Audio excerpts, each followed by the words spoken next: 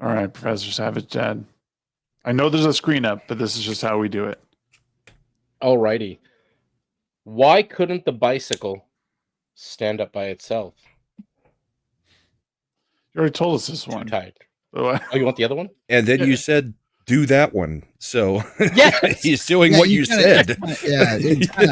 You're hosting, and now you're mad about what you're hosted over. So, like, and he's stepping on the joke, too. Normally how this goes. So, I hate these guys. Just kidding. It's literally the exact thing that you said to him. I know. Yeah. Give him a third option. Give him a third one that he hadn't heard yet. Go ahead. Yeah, the one we didn't hear. One that he hasn't heard yet. Yeah, the one he hasn't heard yet. Look back out. I had a bunch of these written down once, and I'm trying to figure out where they all went. Oh no! See, I came with two prepared. You know, you'd think the fact that this is a reboot after like all the like 3 years of experience that Shags had prior to this, that we'd actually be able to pull this off properly. No, it's still a clusterfuck every week. I think that's half the fun, exactly. though. Oh yeah, 100%. Yeah. 100%. What does your shirt say? What does my shirt say? Does it say mood or boom? Yeah, mood. Mood. Okay. It's just Garfield staring and eating. Well, it's just mirrored. Yeah, his camera's mirrored. That's why. Oh yeah, I thought it was something like witty, like I don't know. Anyways, you expect witty from the Fellowship outside of the Legion? Well, I guess Savage Dead isn't the Legion, but still. Yeah. Come on now. You expect too much. Hey, memers never claim to be witty. We just make memes. That's a good point. That's a good point. So yeah, don't expect witty from the Fellowship. All right. Do we have a third one or no? Let's see here. Hold on. I'll find you a third one. Give me a second. It's still loading. Go put the loading screen back on. Loading. Remember we had that cool like 60-second intro that we could all talk over and like unmute our mic and like harass Shags like before the show even started? That was good times. Yep. That was good times. Yeah, those are great. Everyone complained it was 60 seconds. I got it down to 43 seconds, guys. So like we're already 6 minutes late, and you're gonna be another minute late. Like fuck. Like, but that one's even more annoying because that beeping's like real. Like the beeping goes on for a little too long. I know. It's I'm gonna modify it. Comics Division, it's about 8 minutes of intro, and we're usually 10 to 12 minutes late before we start the 8-minute rolling intro. Yeah, dude. Yeah, WD Pro's got like he's got like a 6-minute like intro highlight reel clip, like telling everybody to like and subscribe, and like having all these people compliment the channel and shit. It's like, yeah, dude. So yeah, this isn't all right. I got one for you. Okay, go. Here you go. This weekend, I went to the Sportsman to buy some camouflage pants, but I couldn't find any.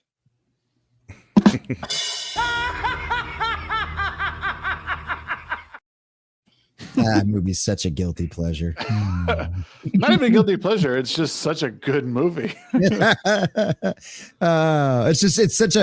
just such a genre swap from the two before it. You know what I mean? It's we had like semi-serious, pretty serious Batman, pretty gritty, pretty hardcore, and then we went like full camp.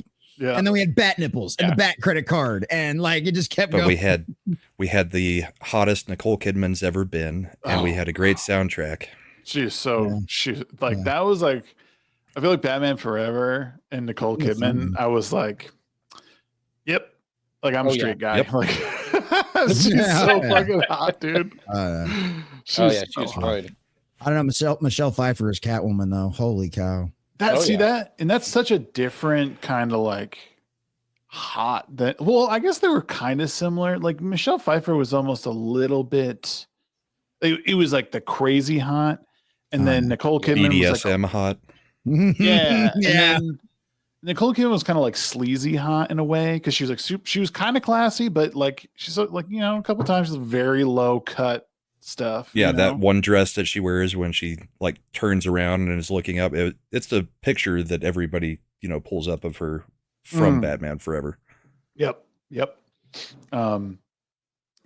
Oh man, and now her like she's before every single like movie you go to at that movie theater, and it's just all plastic. Like, yeah, she looks horrible anymore. She's been in a lot of Taylor Sheridan stuff lately, and she looks bad. Oh wow, yeah, that sucks. That's so sad to hear. there was somebody, I can't remember the actress's name was, but I brought her up on my show, giving her props because she's like, I'm not doing any of that. She's like, I'm going to age naturally. We get old. It happens. Like, that was There's Something About Mary, Cameron Diaz. Oh yeah. Yeah. There you go. Yeah. But has she had work done, or is she just poorly aging? She's probably just poorly aging. I don't know that she's even poorly aging necessarily. I thought she still looked pretty good. She just looks like she's aging. Yeah. Well, but she always had kind of a Joker face. Yeah, that's true. I mean, the way too wide mouth type thing. Huge smile, big old money wide. I mean, she probably take cock and balls all at the same time. So worth it. Worth it. Yeah, she's got the, she's getting older. She got the eye lines, the the face lines. It's the shit that happens. Yep. Yeah. She's like, I'm not trying to be like a 20-something hottie running around in a bikini anymore. She's like, I'm a mom. I got kids. I guess that's even why she disappeared from Hollywood and stuff like that too, is because she had kids and she just took time off of Hollywood. Oh yeah. Nicole Kidman. Yeah. Oh yeah. I remember that now. They definitely photoshopped that hair though, because I clearly remember there not being any hair there.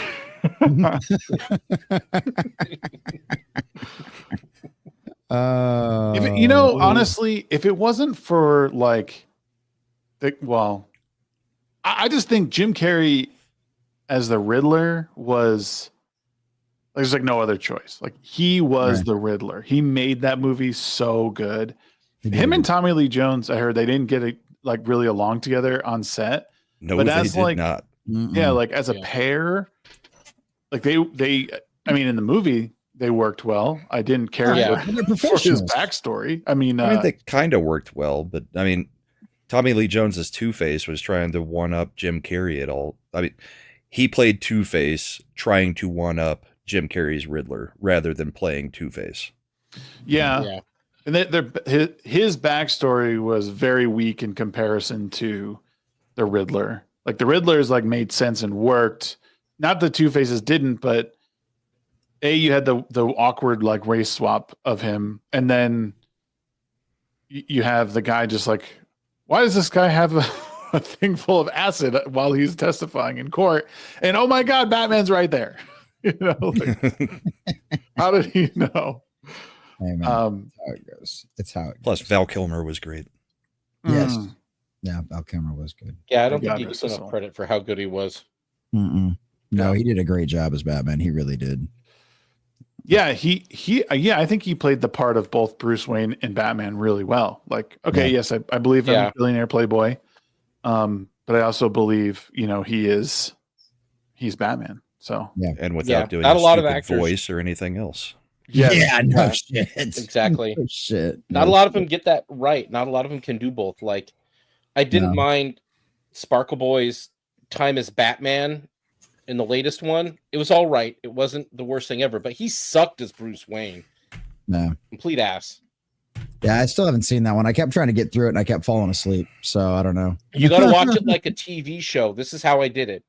Yeah. It's so damn long. It's like a 3-part miniseries. So you watch an hour, act 1, episode 1. Then you watch the next night, you watch another hour, act 2, episode 2. Then you watch the last hour, which should have ended 30 minutes into it. I've heard that. And then there's episode 3, act 3 for you, and act 4. They put them both in there. Are we talking the Batman with what's his name? Batman. Pattinson. Yeah. And literally the movie wraps up and then it's but we could go another 30 minutes, so we will. But there's going to be an epilogue just for fun that you don't need. Yeah. No, it's not an epilogue. It's just, let's just do something else too. Oh, God. Let's just add more. It's for fun. Pretty much. He's not fun. I just like Paul Dano.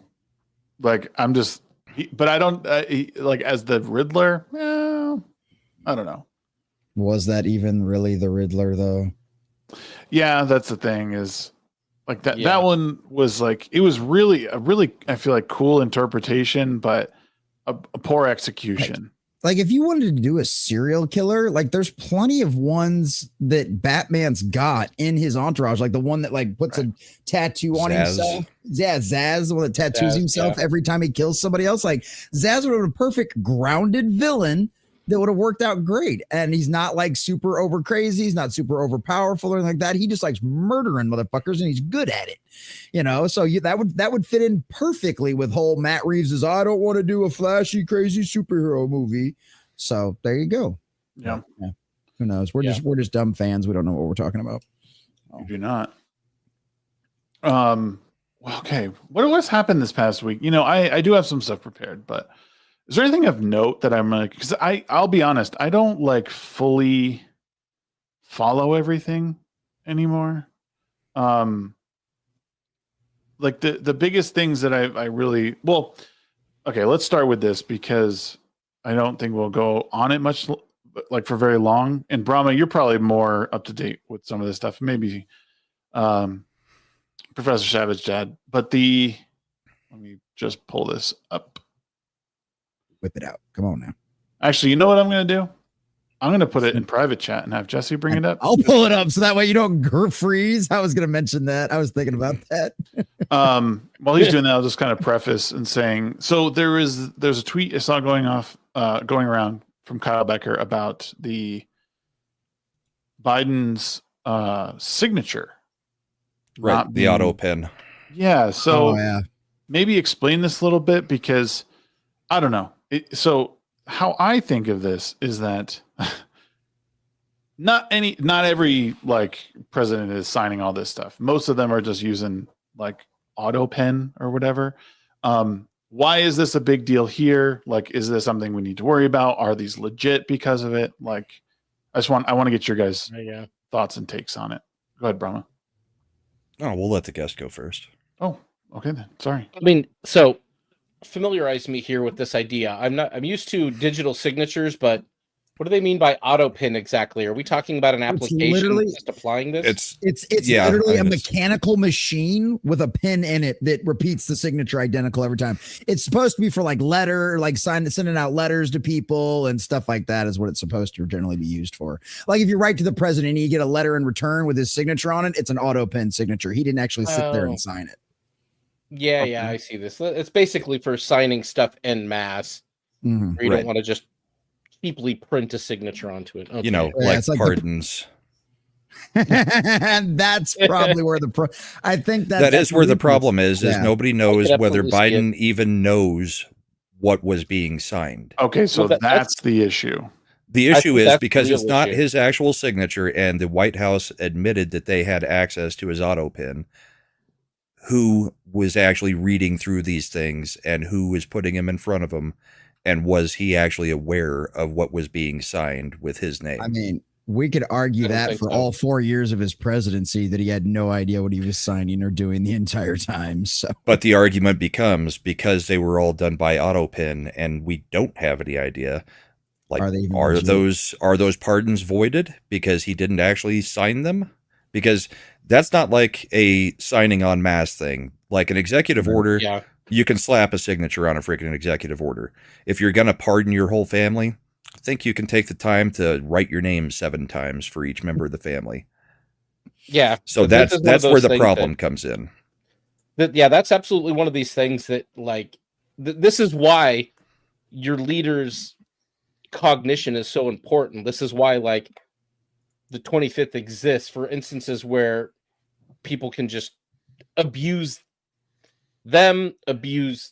technology in order to kind of do whatever the hell they want, while you've got somebody who's not even aware of what he had for breakfast that morning or whether or not he's got underwear on.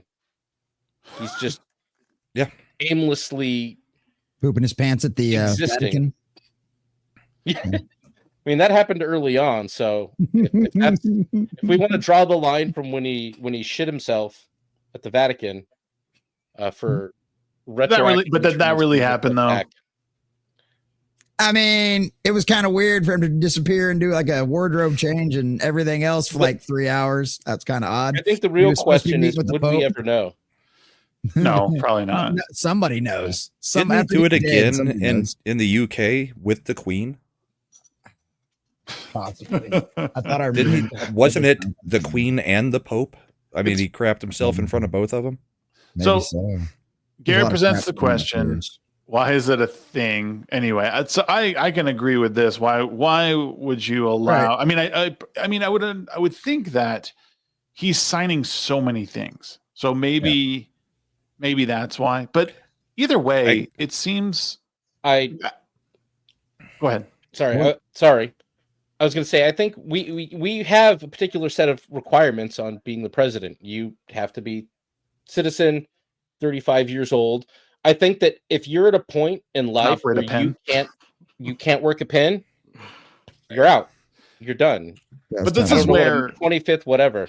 But this is where the show takes on a whole, like, we could get into like the midweek conspiracy hump, because now we're getting into spots where, like, if he's not able to sign this shows that maybe the past 4, like, because we don't know anything. We know that his, like, he obviously declined cognitively, but, like, to what extent? Is he not? Do they not want him to sign this because his signature would look so atrocious that everyone would look at that and be like, "What is this?" Like, you know, like, believable. I mean, you can barely read it anyway. Even his auto pen signature. I mean, so rough. It's a signature. Yeah. Most of them are not that legible. Donald Trump's is ridiculous. It's just a whole bunch of swipes up and down, swipes up and down, swipes up and down. And I don't think it's that. I think it's like kind of what chat is saying for, like, letters. Like, when you're signing letters from the desk of the president, you know, when they're sending a flag to somebody and sending a letter, or I don't even think in the case of, like, servicemen dying, I think that should be a wet signature. But just those mass form letters that are just thank you for your support, that kind of thing. Sure, auto pin it. Any legal document should not be auto pinned at any point, because you don't know who actually signed it if an auto pin is doing it. Well, like King says here, as he glitches out anyway. As King here says, here's number one. Whether you sign manually or use a device, the force of law can be applied to it. The legal question is whether people abused Biden's automated signature. Yeah. Right. As like I said earlier, like, you know, for forms and letters and all that kind of stuff, makes total sense, because he doesn't have time to sit there and sign 500 thank you letters, right? Obviously. But yeah, legal documents, that's a real issue. And I'd find it interesting to go back and find what other presidents, Obama, Trump in the first term, and some of the others before them, what they used the auto pin signature for. Whether it was ever on any official documents or legal documents, or if it was only used for letters and memos. That's a really good point. Yeah. That'd take one of our favorite little autists on the internet over on, like, 4chan or something to go through and, like, dig through all that stuff, because they have nothing better to do. And somebody probably will do that. If this actually goes somewhere in the media and becomes like a stink that actually gets, like, an investigation into it and stuff like that, then that's just going to start the ball rolling, and people are just going to go through a bunch of the other stuff. Because a lot of those documents, all that stuff's, you know, scanned as PDFs, and they're in records and on websites that everybody can go in there and access all those executive orders and everything else. It wouldn't take long. And hell, now with your freaking AI and stuff like that, hell, you could probably write a program and have the AI just go through and examine all of them. But here's the thing. Do you guys remember right there at the end, Mike Johnson, Speaker of the House, saying he brought up something in a private meeting after he finally got in to see Biden after they stonewalled him for like 3 months? He finally got in and he said, "Why did you sign this? All this did was hurt this group." And I can't remember specifically what it was. And Biden said, "I never signed that." So there are calls to question on whether he knew what was being put out in his name. And that's from the Speaker of the House. So I think it does need some investigation, because, I mean, he was not all there. We all know it. Oh, yeah. You can see it plain as day, so. And Trump, you saw on the first day, he had just stacks of executive orders that he was going through one by one, like Brandon Sanderson signing books, putting his name on every single executive order that he was putting into force. He wasn't using a freaking auto pin for his executive orders, and that was over 100 of them. Yep. Absolute facts. I just don't think, I don't think this goes anywhere. And, like, I think it'll just be the problem with politics now is that this becomes, it's just a witch hunt for Biden and, the Republicans against the Democrats. And it's like, well, I mean, there's legitimacy to figuring out if he was aware of this stuff. Green Jean-Pierre went on, I think it was The View just a few days ago, and basically said, yeah, Hunter and Jill and a few others were, essentially guiding him around through the White House and, the last year. So, I mean, everything that they are saying coming out is essentially saying, yeah, we don't know that Biden actually knew anything that he was doing. And there were, 8,000 pardons there at the end? That's wild. Some of actual murderers and child molesters. I mean, did he know that? Or was that some pet project for somebody in the Democrat Party? Just throw this name in there too. You're auto pinning everything, so we might as well get this guy one. Yep, he's been a big donor, and he's caught up in some stuff that we know the whole party's been doing anyway. So let's get him a jail free card. Nobody will notice. There's one name among 8,000. And I would think there's got to be an official Government Documents Act of some kind that says what needs to be wet signatured and what doesn't. I mean, even down to like my business, DocuSign signatures are not accepted for life insurance policy changes. You must get a wet signature, and that person must be cognitively aware to make those changes, like who's a beneficiary, and that's state regulations. Yep. See, those are, I feel like those actionable things that Congress can do if it's not already like actually there. Like it probably isn't because it's used so heavily, but that's one of those actionable things that I feel like can really rein in even the power of the executive branch, even in a small way. That's one of the things that I think, it's what Elon Musk is doing, right? He's trying to limit essentially the power of the executive branch by a lot of the stuff that he's doing. This is one way that you could do it is like, you can't just auto pen everything, like most of these big things, especially something like this, legal documents. You need to be present in the room. Yeah. So basically, it looks like it depends on the department of the federal government, everybody's got their own regulations on it. So your mom is giggity. It's not what she said last night, brother. Dry as a bag of sand. Let me see. And it gets everywhere. Yeah, I know. Like I said, I just have been trying to keep myself away from social media for the most part. I have my days where I go into it, but it's been much healthier not being a part of it, to be quite honest. I don't know, man. It's been much. I will say that this will be a weird request from me. Not really, but I know no one will capitalize on it. TikTok is a place I think people in this sphere should be more. People in the YouTube fellowship commentary space should have a TikTok. As much as you might not like it, there's an audience there that you could grab hold of, and there's the discourse there is so different from what you see like on YouTube. It's wild. It's the weirdest place. But he's like, I try to stay away from social media. It makes me happier, but TikTok's great. I love TikTok. TikTok's awesome. Now get on the most addictive one. Literally, it's working. Yeah, as long as it's not on my phone. Then, but I've curated it in a way that is actually it's become more focused.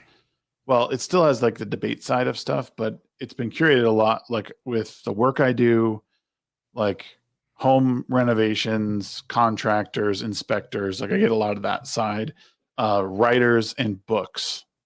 So there's a lot of stuff in there, like creatively, that I like to look at. But don't get me wrong, it still tries to feed me the garbage. Sure. That's the only way any social media is tolerable. Even X, I have to curate the hell out of it. Like I have so many blocked words and names and muted phrases and shit just to I see what I want to see when I look at my timeline, and then there's value in it for me. Otherwise, it would just be frustrating chaos. I only look at the For You because I'm a sick bastard. And it's all either politics or hockey. Yeah. Because that's what my two shows, that's what I'm bookmarking everything for. So that's all it throws at me. And it's mostly like JoJo from Jers and Brooklyn Dad Defiant. Oh, that fucking crazy bastard. oh, my god. Man. I'm gonna share it. Yeah, I like the For You option too. That's one of the reasons I like Twitter. You still have the For You option, so it's strictly people you follow. Or no, the For You. I'm thinking of the other one. But yeah, For You. For You and following are the two. Yeah, following. Following. I like the following still on there because that's one of the reasons. That's one of the things that kind of pissed me off about Facebook is when they got rid of them, like the most recent shit, and they just only would give you their algorithm feed that they wanted to give you. And yeah, I pretty much stopped going because I'd literally refresh and see the exact same damn posts over and over and over again. They'd be like 2 days old, 3 days old. I'm like, I don't give a shit about any of this. I want to know what happened today. So yeah, it sucks. And speaking, that's number 2, Brahma. We're at 2 now. So yeah, he's frozen again. Oh yeah, it's great. Everybody grab your screenshot. Facebook in years. We placed the over under at 10 for Shags freezing for the stream. Yeah, 10, so we'll see how it ends up. Is this his internet or? We think so. He's doing it on Wi-Fi. He's not wired in. Yeah. Oh, I'm on Wi-Fi. I don't have that kind of problem. I don't Depends know. on how close you are to the router. Yeah. Yeah, I'm not that far in the garage, I guess. Yeah, and he's a house away from it. Yeah, his router's literally on the other side of the house. So and another floor, I think. Did he not try like boosters or anything like that? Like he said he did. You should get power over Ethernet. That would let him do it just fine. Oh yeah, there you go. Just hotspot your phone. That's true too. That would probably be a better connection at this point. You know what I'm gonna do? Yeah, I'm just gonna go out to my truck for all these. Like I said, my conversations. You've got a nicer setup in there. Your mic sounded better or something the other day. Did you get a GoPro to do it? Like, what are you doing it with now? For the conversation? Oh, for the conversation. It's his phone. Oh, really? My phone. Your mic sounded way different the other day. Like noise canceled or something. Interesting. Probably some new update on his phone he didn't even know happened.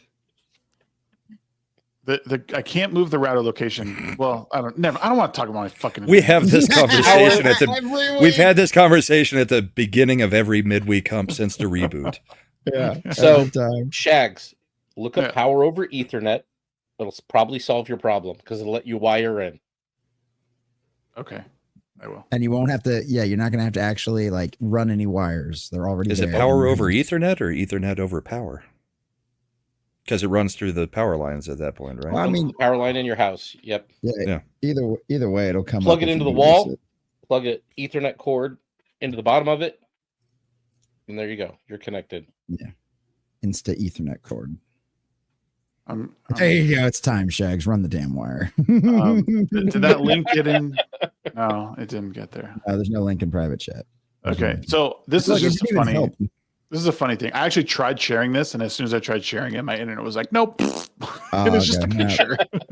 That's great. I've got you. Don't worry, These Shags. memes, and this is why the show opens with a modem sound. Trying to log in. Yes, I'm actually we're dial-up would be better. Yeah, that's true. Line. Yep. So these Vance memes are fucking hilarious. By the way. This one I was laughing so hard at because it's the fat Vance with the hat on. Whoever's doing these is genius. Dude, there's a million people doing these now. It's fucking great. Yeah. I love how it started with the left trying to piss us off with these, and then we were like, no, we're the right. We're the ones who actually meme. Let's go with it. Exactly. It was like, oh, those are pretty cheap and low tier. Here's how we would do it. And then it blew up. And even Vance was like, these are awesome.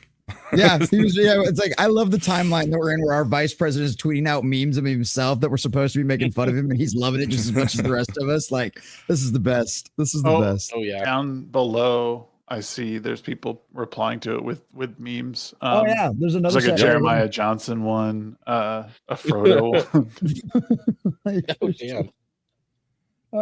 Fucking Gator said he made these ones too. It's just like that is there. Yeah. There's one with him as Trump down below. Hey, be careful. I'm scrolling. I have to be safe. Oh, there you go. Yeah, there's nothing bad that I've seen. Okay. There you go. Yeah, there's the Trump one. 2020. 4 years, baby. 4 years. Jon Snow. There's a lot of good ones. Frodo. JD Vaggins approves. Oh, that is great. Oh, and then the Dirty Dancing one. Nobody puts JD in the corner. Ghostbusters.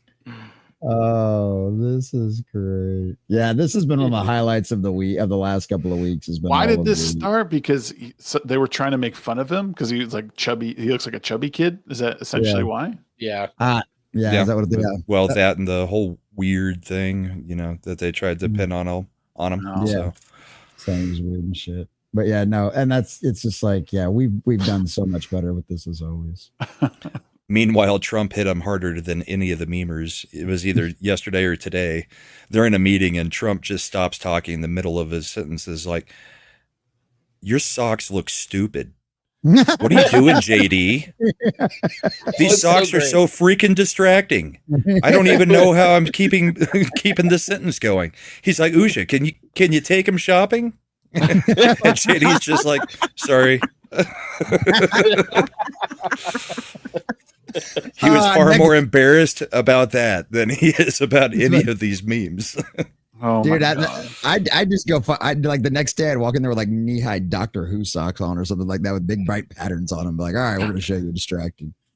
Oh, it would be cool to see them like banter, be like him like make fun of his face makeup or something like that, and like have them laugh about it. Like nice comb over, Don. Yeah, exactly. How much hairspray does it take to keep that thing in position like that constantly? Yeah, right. Yeah, I think I've got it. It's only like 13 seconds long. I'll share it with you, or I'll put it in the private chat. There was a good one I saw of Trump today too. It had him throwing his salute right as he was getting on the helicopter, and Melania was like bending over, right? Looks like he's saluting her ass. Yeah, it looked like yeah. That was fucking great. Everybody's like, I'd be saluting that too. Yes, sir. I saw that courtesy of Quarterback Garrett when he retweeted. It was like, every time my wife walks out of the room. Yeah, that's who I saw. It was Quarterback Garrett. That's right. Yeah. Cheers. Yeah. I thought you were going to share it, Brahma. Now I got to share it. No, I said I'll put it in the private chat. I missed that part. Get with it. I don't like dealing with all my audio when it's not my studio because I've got all the different knobs I've got to jack around with to get the audio to come through on StreamYard. He's got to play with his knobs. All right. Can't focus with those freaking socks, JD. USHA, we're taking him shopping. Usha, we're taking him shopping. I have to speak of inflation. I love these socks. What's with these socks? I'm trying to stay focused, but I'm very impressed with the VP socks. I have to just. Oh, he's got St. Patrick's Day socks. They're shamrock socks. That's awesome. I'm just trying to be one of the people. Well, I think this is one of the dudes from Ireland or something, or either Scotland or Ireland, probably Ireland. But Vance also has the green tie, so I'm sure it's for. Yeah, because this would have been from the Ireland meeting because somebody asked the Irish guy how he felt about Rosie O'Donnell moving to fucking Ireland. That was the same one, and Trump's like, "Do you know who she is?" And he's like, "Not really." He's like, "It's best if you don't get to know who she is. She's a horrible person." Hopefully they've got enough potatoes. But yeah, he just stops in the middle and is like, look at these socks. What the hell? See, that's a good, funny, real moment. Like no other president's going to do that. Like maybe Obama would have, but like no one else would. Well, it's unscripted, right? And so much of what we see after politicians is just a scripted, right? They're reading off a teleprompter, even like the Obama beer thing with the beer summit or whatever. Like that was all like, You know what I mean? Like the guy shows up in a suit and everything. I was just like, it was that shit was all fucking fake. Like, but shit like this is great. This is so random. Like you can't plan for something like this. The closest thing to scripted that Trump has, I think, at this point is he's always going to pull out the one line whenever somebody asks a question. If it's a stupid question, he'll just be like, "And who are you with?" Oh, yeah, that makes sense. Shut up. It's really funny to listen to like him. Like I remember last year when I was listening to his January 6th speech that, everyone says like he, inciting the insurrection or whatever. The most peaceful protest. Well, like you could tell when he's on script and when he's off script. Like he'll ramble, and then it becomes very clear that he's back reading a teleprompter because back on an outline point. Yeah. Mm-hmm. And then he goes off again. So like you can tell like his mind, like the way it works, like I would not want to be in his head. It sounds like an absolute nightmare. Well, even doing the interviews with like Theo Vaughn and Joe Rogan, they would start with a question, and Trump would end up asking more questions about Rogan or about he was like genuinely interested in, well, how much cocaine did you do, Theo? And what does that actually do to you when you do that? Yeah, Trump's a teetotaler. But I mean, that doesn't really surprise me all that much because like everybody, like the people that he've talked to, like work in Trump Tower and stuff like that, when he was there all the time, like he was always like trying to get to know his people that he worked for him. It didn't matter if it was the fucking janitor or the door guy or the executive down the hall. He was always asking questions, wanting to know about you. And like, I think that's one of the things that why so many people who actually do get to know him end up enjoying him, because he does seem generally interested in other people. He's not this self-absorbed narcissist like they try to paint him to be all the time. I mean, I think you have to be to get to where he is to some degree. Yeah, you've always got to be a bit of narcissist. We're all a little narcissist. To say that you're capable of running the free world, you have to be a narcissist. Right. But that doesn't mean like what Jesse was saying. It's a form of narcissism to know that you can do that, but it's also taking interest in other people is completely anti-narcissism. Mm-hmm. Well, it's taking interest in other people and speaking with people unscriptedly and real and having a conversation with somebody about them is something that you could be a narcissist or not, but it's something that you have to do as a leader. Like if you want people to follow you, you've got to actually show people that you're interested in the shit they care about, or that you can relate to them in some way when you're clearly very far removed from the average man. But if people don't feel like they can relate to you or talk to you, this was like that whole thing that people felt about, what was it? George W. Like, oh, I could have a beer with him or Bill Clinton. He was a likable guy. Seems like somebody I could hang out with. And that was part of the reason that so many people just said, oh, I kind of like him. He's got something about him that I feel like I can relate to, or I could talk to him, or I feel like he might give a shit if I said something to him. And that's something that Trump does very well. Mm-hmm. And I think that's why he elicits the kind of following that he does. Yeah. Bush was just kind of like that guy that's all shucks. And Bill Clinton, his big turning point was when he went on, was it Arsenio and played the saxophone? I think it was Arsenio Hall. Yeah, it was either like Arsenio Hall. Yeah, I think it had to be Arsenio Hall. Yeah, I played the saxophone. I remember. Yeah, that one. I know. Like I know that one. I remember even being like, when I was young, my grandma mentioned in something that that saxophone, and I'm like, my grandmother voted for Clinton at least the first time. I guarantee it. So, that saxophone, real panty dropper. Hell yeah, it'll do it. That's probably part of the reason I played saxophone in high school. But yeah, it was crazy. But it makes it real. And that's one of the things that like they talk about now. Likability and personality is so much a bigger part of being a politician now than what it used to be in the past. Because there's a lot of reports that like Abraham Lincoln was actually kind of awkward in person. You know what I mean? And like, he had a little bit of a higher pitched voice for a man, and so it was one of those things like he could probably never run and win today, but it was perfect for the time because now you've got, cameras everywhere and people are always in your face. And, there's so much more of cult of personality to just actual policies. People are emotional creatures. You know what I mean? If we were all factual and logical, well, then we all would have voted for Ron Paul, or Rand Paul a whole hell of a long time ago for president. You know what I mean? But gotta have that likability aspect of things too. Gotta have that charisma. The charisma. The charisma. As you picture it up, make yourself look even more like a Taliban. Yeah. Going for Jedi, but ends up Hamas. Yeah. Yes. It's true. If you hear a ticking, if you hear a ticking or a beeping, make sure you run as far away as you can from Shagsworth. That just means his internet's about to pause. Fuck you. So I did hear that, and that maybe this is old news, but I did hear that the next Xbox or the next console from Microsoft essentially is going to try and end the console war, because it is essentially like a PC. A PC. Yeah, like it integrates perfectly with the TV, but it runs Steam, it runs Epic, it runs Xbox or Game Pass. Yeah. But with Steam also comes PlayStation games. So I found out about this because someone made a funny video saying like, "Oh yeah, Xbox is going to be able to run PlayStation exclusives soon." And the guy was like, "What? What are you talking about?" He's like, "Oh yeah, the next system. Yeah, we're going to do all this." Which I found a meme of it.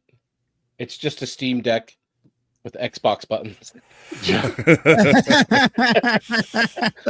Nailed it. What do you think of something like that? Is that something that you guys would invest in? And maybe you guys aren't the right audience, but like try and picture like, hey, I'm in the market for a console. This is coming out. What do you guys think? This is also, I think that's also a good, if they went with what the meme here implies, and what it kind of sounds like they're talking about is a portable PC for the most part, which Xbox literally already is a PC. It's on an x86 processor. It's running Radeon graphics chip. It's running normal RAM. It's just running a Microsoft flavor of Windows that you don't have for PC.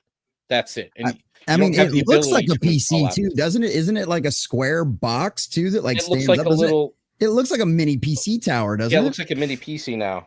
Yeah. For the most part. But if they did something like that, I would find that interesting. Like, I like the concept of a Switch. I'm excited to see what Nintendo's going to do with the Switch 2. And are we going to get this dock that you can dock it in and make the system more powerful and tune the graphics up to 4K 60? I mean, is all this going to be something that they do? I don't know. But I know that I have a Steam Deck, so I know that playing PC games on a handheld device that are at least PS4 quality has been within the realm of possibility for like the last 2 years.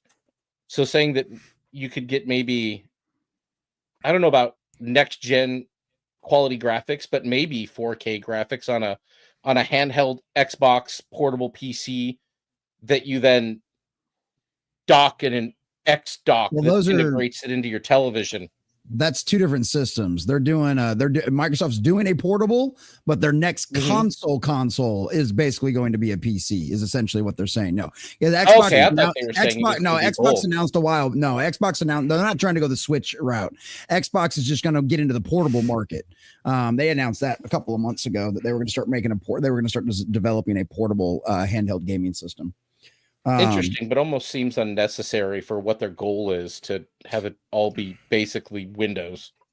Well, right, because I wouldn't, I mean, depending on the price point on the Xbox, 99% sure I wouldn't go buy one, because right now you can get a, low end gaming PC at like Costco for $895. But if you're in the does market all the for PC stuff, I'm saying, like, that's the thing. I would get a PC, because is this Xbox PC console going to have multiple monitor outputs? Is it going to do things that a PC will do or not? But that's not what it's meant for. It's meant to be in your living room. It's meant to be in your bedroom and hooked up to your television, right? And like, if that's the concept, but you can already do remote to your TV. I can also do that with a PC. I can take a gaming PC and stick it in my bedroom. I have before. I hate having to use a mouse and keyboard in my bedroom. This is a tough question for this panel to answer because I know none of you are really interested in consoles. Well, I own it. Well, I own every console. I own every console as well, and 2 PCs. I would be interested. I stand corrected, chat. Yeah, I would actually be interested in something like this for my bedroom if the price point was right, because it would give you all of that stuff. Plus, it turns your TV into a smart TV, and I can play my Steam games on it. Like that'd be pretty dope. You know, when it comes to a console, if that's the route they're going, I don't know that I'm that interested. But the one console that I will always be interested in, one, because I have children, and 2, the only way I can get it for the maximum amount of quality effect is a Nintendo console. Like the Switch 2, I'll probably be getting that. Okay. But my family will get those. I don't know. I'm really interested to know like what, because like there's a whole market of people who are not interested in PC gaming, and I understand Brahma's point, and I understand your guys like. I get this panel. That's what I'm saying. Like, you guys aren't the target market for this as far as Xbox is concerned. I think, like, maybe you are in that, like, you collect all of them, but like, as far as like the general like user, like the reason we're doing this, the reason that this console is coming out is because we want you to have easy access to Game Pass, to Epic Game Store, and Steam, and then you could play together on whatever on your TV with this item, because some people, and I don't know the price point either. That's the thing. Like my guess is probably 500 would be my guess. Be $400 to $500 would be my guess. That would be lowering price from what they've been doing by quite a bit. No, that's what they've been selling them for. Haven't they been at closer to 700 if you were getting? Nope. 400 or 500 is where they've been sitting. Pro. What's that? Is that expensive? PlayStation 5 Pro is like 600 or 700. Yeah, I think it's 600. Okay. But the Xbox has been, so the problem with it too is that they've been selling these consoles at a loss. So that was like another issue, is the series. I'm sorry. Yeah, the Series S and the X were being sold at a loss. So I don't know. Like, I would be interested to see. There you go. And there's 3. So but yeah, the Microsoft Xbox Series X currently retails for about $500, like $488, $500. Yep. Is what I have one. Right, it's so I get the whole thing about hooking it up to the TV and having access and all that kind of stuff. But like I said, you can already do remote desktop and remote play on most TVs. I guess I don't understand what we're calling PC gaming versus non-PC gaming anymore, or console gaming, because they're the same games. Yeah, and often more optimized for the PC, or better optimized for the PC and modded, all the other things. So because it's not like there's all that many exclusives except for Nintendo that come out between Sony and Xbox. It's easier to optimize for console though, because they know, like, I mean, they know the hardware isn't changing; it's consistent across the board. Where it's why a lot of times, if you're bringing in a whole bunch of Steam games and Epic games, they're not going to be optimizing most for this of those console. They're still going to be on Steam. Most of those are ported from like consoles to PC. They don't go PC to console usually. Is how. Well, and AAA releases, sure. And for Xbox anymore, there isn't a lot of difficulty in porting. It's just a Windows PC running an x86 processor, an AMD processor, and just a special coded one and specially clocked and whatever with special firmware. But it's the same processor, same video chip, and same infrastructure. Well, that's why you can play Microsoft Xbox Pass on your PC and get all the exact same games you can play on your Xbox. Yeah. So, and just play it on your PC. The Game Pass, you can get that for your PC now. I know, I get the alert for it all the time. Yeah, I've got it. You get plenty of free games. There you go. It is I have to sign back up again. I'm kind of pissed. Microsoft changed their rules on multiplayer. My kids were griping at me the other day because they were trying to turn on their Minecraft and go into their whatever world, but a recent update without Game Pass or Xbox Live or whatever it was subscription, it shut off all their fucking Minecraft worlds that were multiplayer until I went and signed up, and then boom, they all worked again. And I was like, you sons of bitches. That's fucked up. That's some bullshit. That's one thing I do hate about the consoles is that bullshit right there. Like that is fucking gay. So yeah, all those worlds worked one day for them, and they build tons of shit in Minecraft. Which I don't mind. I like that they're very creative in there. It's like having a little sketchbook for them. They build statues of their favorite characters or houses shaped like Sonic, filled with cats. They're doing creative things. It's actually really interesting to see what they do. My youngest kid can program the wildest shit with the redstone blocks. I can't even begin to fucking understand. Yeah. How to build. I go to Minecraft and I plant dynamite everywhere and I blow shit up, and then I'm done and I don't play it anymore for a month. My son is like, he's obsessed with building levels. So it started with Super Mario Maker, and he would make Mario levels and upload them. And then he got into Geometry Dash, which is like a new thing that kids are all crazy about. And he started building Geometry Dash levels, and now he found Fall Guys and thinks that game is cool. So he was like, I want to build a level in Fall Guys too. So he really likes like platformers and like learning how they work and building, but he was making some really cool Super Mario levels. And then the Geometry Dash ones were pretty good too. My oldest wants to get into game development, and he wanted to go find Mario Maker again. He didn't want it once upon a time, but now that he's in high school, he thinks it's what he wants to do. I'm putting something in the private chat. That's just for you, Shags. Your son might get a kick out of this. I got it. It's interesting. He's 14, so nothing's interesting at first, but now he's been bugging me to like do stuff in this thing called Bloxels again. They're little like web-based, but 8-bit platformer like level design things. They're really cool. You can get a little kit for it, and he can kind of work through the process of writing out characters in the game, and you can import different characters. So I told him, like, if this is something you want to do, I want you to like work through this, and we'll start investing more in this idea. But this seems like a really kind of cool place to start out in this for kids. Yeah, they can go and make their own like games and levels and that's cool and everything.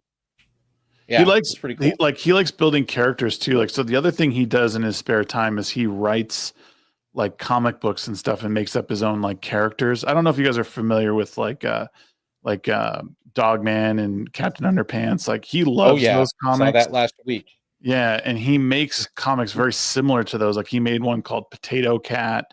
Like, it's just all these like stupid like little characters, and he writes like all the panels and like the words, and they don't make all that much sense, but his mind is always moving, and he's like, but the drawings are actually really good. He just did one, I think I posted on Twitter. It was an Among Us black versus blue. Let me see if I could find the picture on my feed, and I'll share it. Like, it was so cool. Like, he just came up with like, hey Dad, look, I'm gonna write this book. It's so cool. So it's about Chicago after midnight and the battle between the cops and the gangs. Sorry, I heard black versus blue and I couldn't resist. Funny. Night Chicago died.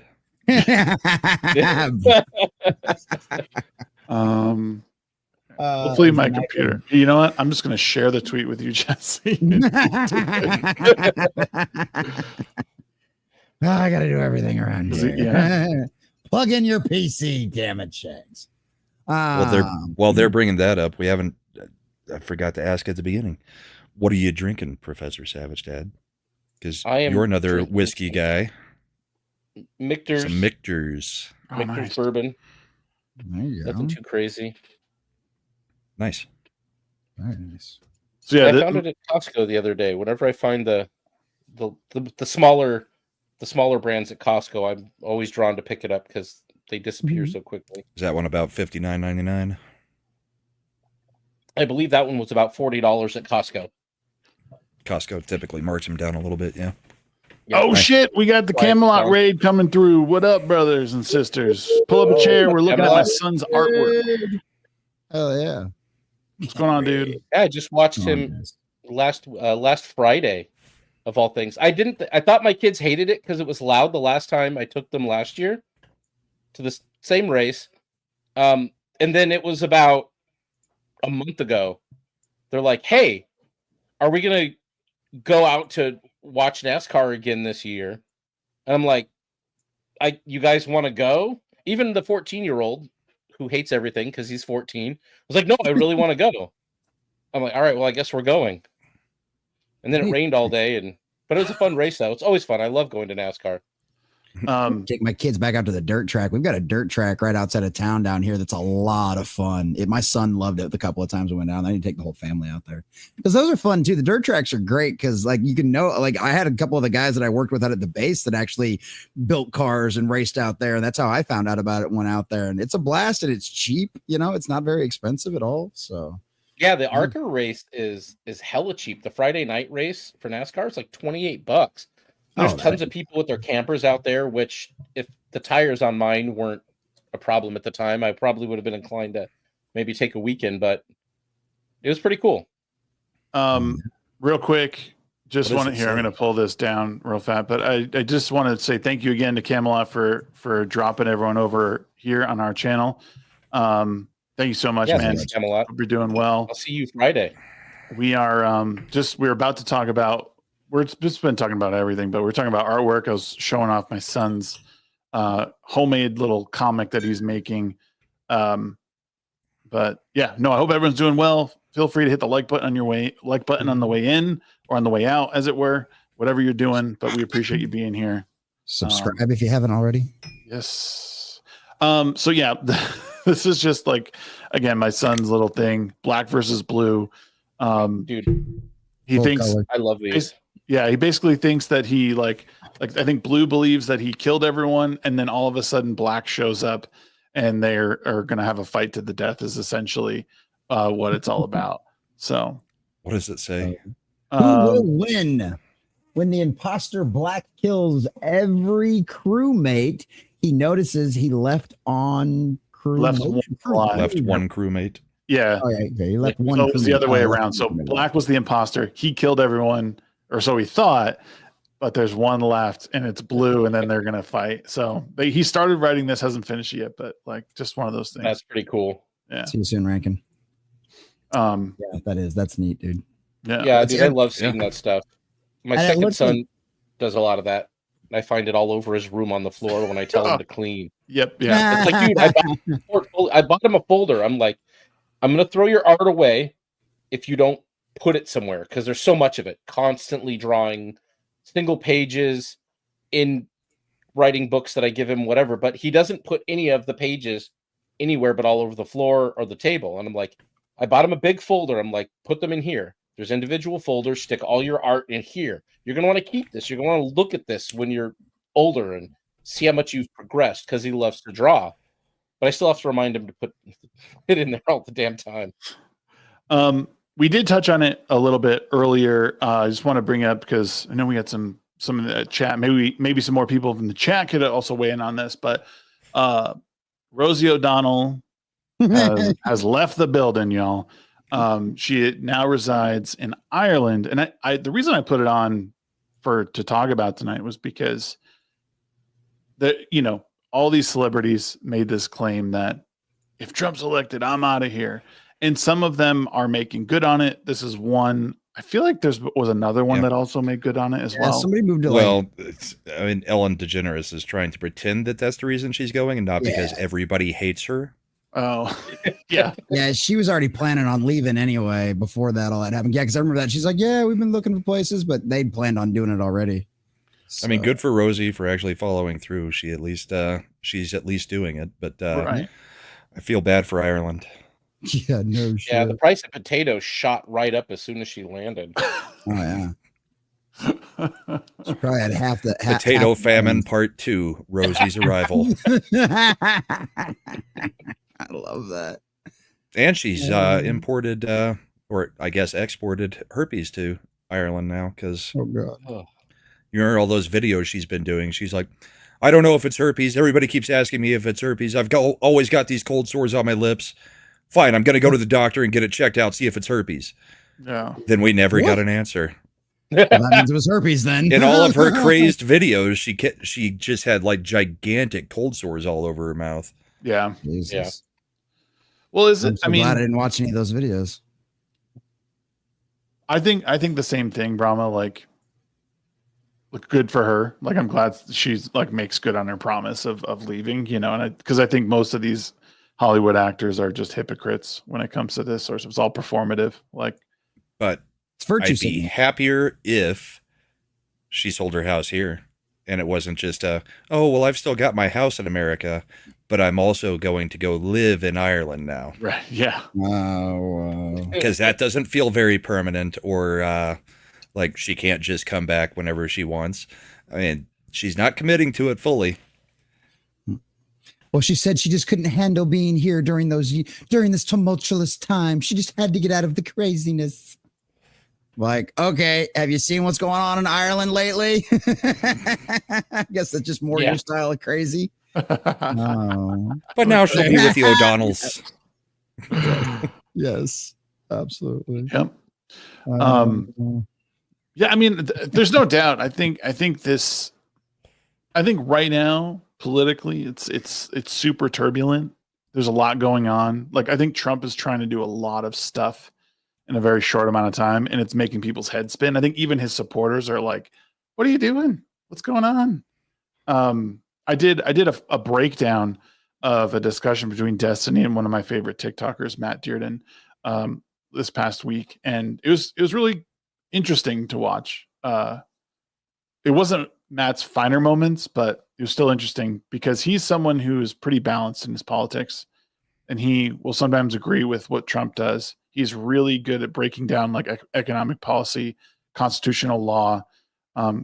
He's a constitutional scholar and a lawyer, but he knows how to break things down and explain them. But he does it like very balanced. Like, he'll break down Democrat policy. He'll break down the Republican policy stuff. So even he was just like, I don't really know what Trump's end game is. This, like, with all these executive orders, with all these moves, like what should we expect? What's his master plan? You know, I mean, I believe it's to make America great again. I thought it was essentially to like gut the government of all the bureaucracy and slim government down. I think that's what I kept hearing, and that seemed to be what they're trying to do, at least. Yeah, but we hear it, but I like the shit with the Epstein files and this Pam Bondi and the lack of action being taken on the wild shit Doge is reporting on. Yeah, like, I love it. I want to see more of it uncovered. I like that it's seeing the light of day, but if there isn't prosecutions, if there isn't investigations, if there isn't repercussions for the shit, like they sent a memo out saying shred everything, burn it. I saw that. Everything. Mm-hmm. Like, how the hell is the FBI not at that office arresting the memo sender and everyone else? They say it's classified documents. Like, you're destroying public documents. That is a felony. Yep. Even the threat thereof should elicit some pretty strong responses from these levers of government that we're not seeing. So it sounds like the shredding of documents, but I think the shredding of documents to some extent is normal. Like there in that whole exchange, I heard about this too. Like there was someone that was reporting that used to work for USAID that was saying, like, I've never seen this happen. Like, I've never heard of like them saying if the shredders aren't available because there's so much happening, like, then burn this stuff, you know, like put it in a burn bag. Yeah. Well, they even said that, like, we're emptying out the classified vaults. We're taking every fucking thing. Like, it didn't sound like a normal burning. It sounded like get rid of everything, clean it out, because there's some shit in here.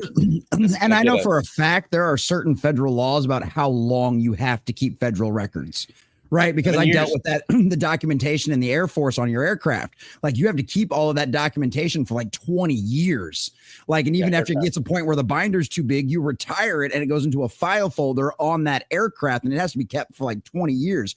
And I know there's a lot of other federal forms or stuff like that because when I was processing stuff up at the squadron that didn't have anything to do with aircraft, it was the exact same way with all that stuff. You're not supposed to destroy anything for like decades. Yeah, well, it just makes me wonder, like, what is it that they're talking about? Like, what was this old documentation that they're talking about? Is it stuff that didn't even matter? But it begs the question: what are you trying to hide? Are you trying to hide something? Because the everyday citizen, and then the people, again, this is the problem with modern politics is that everyone's split in two. The right looks at this as, oh, they're hiding something. This is a big conspiracy and it's all fucked. Everyone else, and then the left is saying, you MAGA fucking weirdos, like you don't know what you're talking about. It's like there's no one like rationally thinking like, okay, well, what is actually going on here? Like, is there something actually going on? Is there something nefarious happening? Because it's very possible. I don't know. But I think it's it's definitely worth looking into at this point. Because it doesn't look, in my opinion, it doesn't look good at all. When you start talking about burning documents. It's just like the AutoPen thing. Yeah. It needs to be investigated so that we actually have answers. At least with Doge and with Trump, they've been, about as transparent as you could be so far. We have had issues with Pam Bondi kind of getting out ahead of her skis, got to be an idiot, but they've been pretty transparent. Doge, you can go look at everything on their website. Everything. Yep. And I think that's very important, but my question is like, when does this other shoe drop? When do we start seeing action taken on the things we found? I think after there's been enough time to start clearing out some of the people in the FBI and the CIA that are dirty, that's why Cash is there. That's why Bongino is going in. That's why we're putting those people in those positions, is to try to reform those institutions. Because at the moment, most of the right feels like those institutions should just be shut down and started from scratch. Burn it all down, start something new, because nobody has a whole lot of faith in them right now. When 80% of your agents were working on January 6th prosecutions for the last 4 years and taken off of files about child molestation and child trafficking, that's an issue. They were literally pulled off of those files and said, nope, go after Jan 6. That's your new assignment. Yeah. 80% of the agents. And again, so to go back to Trump's master plan, like what is it? Like, especially as it pertains to like our allies, like one of the big discussions on this debate that I watched, was why blanket tariff Canada and Mexico with 25% tariffs? Like what is the end game to that, and how does that benefit us? Like, yes, I understand that we want to bring back industry here in the United States, but I understand too, Brahma, you shared that document and graphic with me that they heavily tariff us on certain items, but it's not a blanket tariff. Whereas we're just I thought it was reciprocal now. I thought he went from 25 to whatever they tariff us, we tariff them. Oh, that was Ontario specifically. Oh, okay. And Ontario, they started at 25. They put in 25. He bumped it up to 50, and Ford from Ontario called and said, "Never mind, I give up." But is that the whole idea behind it, Shags, is not to punish the other country necessarily.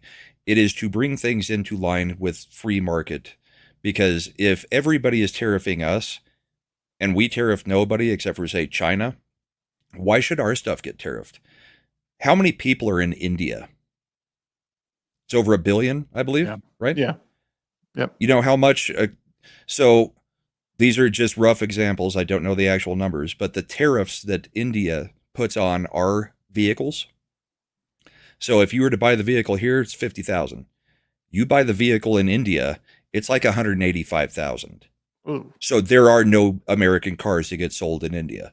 That's a 1 billion person market that we have no access to. Our companies have no access to because they have the tariff so high on the U.S. To be fair, So if you punish them, cars out. If you punish them and do the exact same thing and say, yeah, here's what's going to happen. You're going to have tariffs on everything that you bring in. Then they have to either back off or you're in a trade war with them. And can we go without a lot of Indian manufacturing? Probably. Same with Canada. I mean, the only time, this is the talking point that's been going out there from the left, right? Is that a tariff is a tax on you, the consumer. Yeah. The only time it's a tax on you is if you buy that product from that company or from that country. Exactly. That's why they're pulling all the bourbon in Canada, because that's where the tax would get passed on to Canadians. But it's funny. Trust me, we've got plenty of bourbon. We don't have to have Crown Royal. America does produce enough stuff that you have options on what you can buy. So you're not going to get taxed if you just don't buy stuff from other countries. It's buy American. We've got like 100 different distilleries in Texas making all kinds of bourbon and vodka and everything else. Like, I don't even need to leave Texas stuff to get basically everything, every flavor of alcohol that's out there. Don't even start with me on Texas's self-sustainability. Every time I vacation there, I go to a Kroger in Texas, half the store like tells you this is from Texas. In Arizona, this was from 4 miles away. Desert. Dude, but I mean, does that example with India kind of give you an idea on why tariffs are being implemented in a lot of places? Yeah, because if you're taking advantage of the U.S. and the U.S. is basically just funding the whole world at this point, all he's trying to do is bring it back to level. That's his economic theory through this. And at the same time, to bring down interest rates, the stock market's going to take a hit just because that's what's going to happen when you're trying to get interest rates back down to where people can actually lend money and borrow money again. Yeah.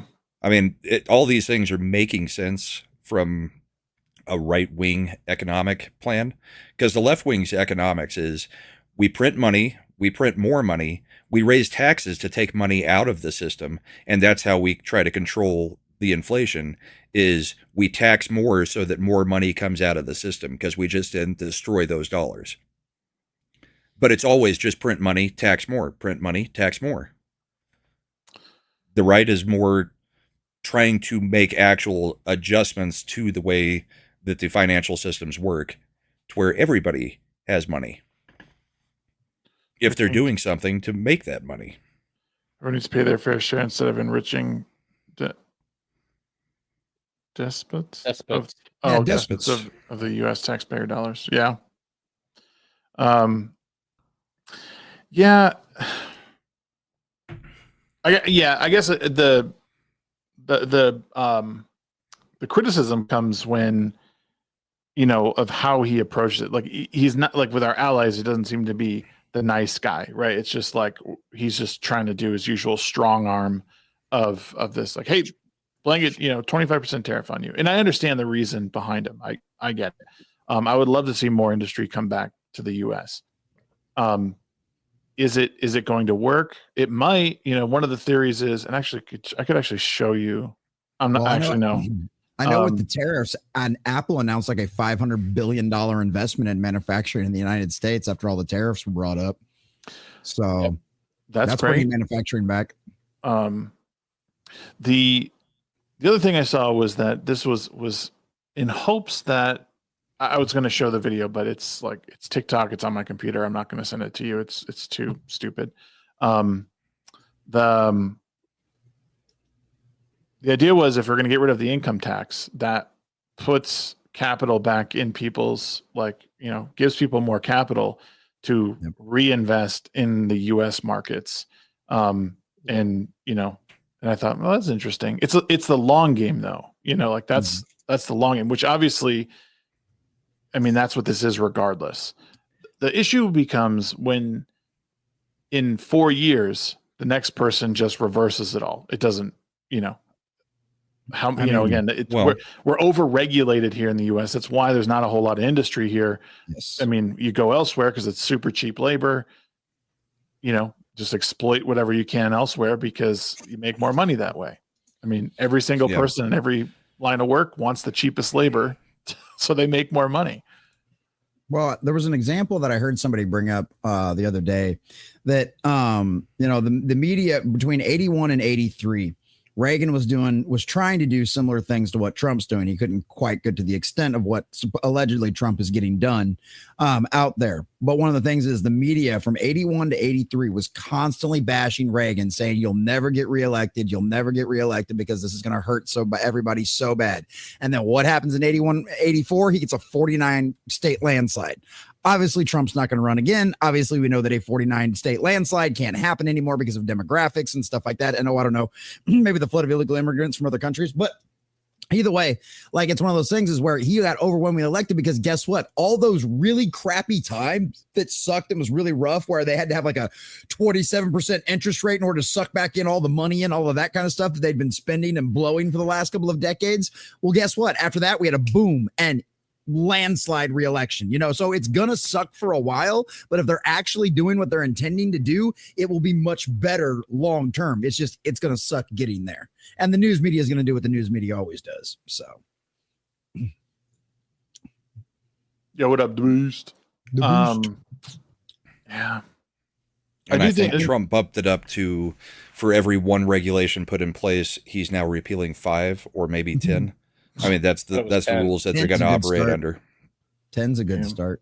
And the EPA, the head of the EPA has already just been like, all right, we're rolling back. It was something like 500 regulations just in the past few days.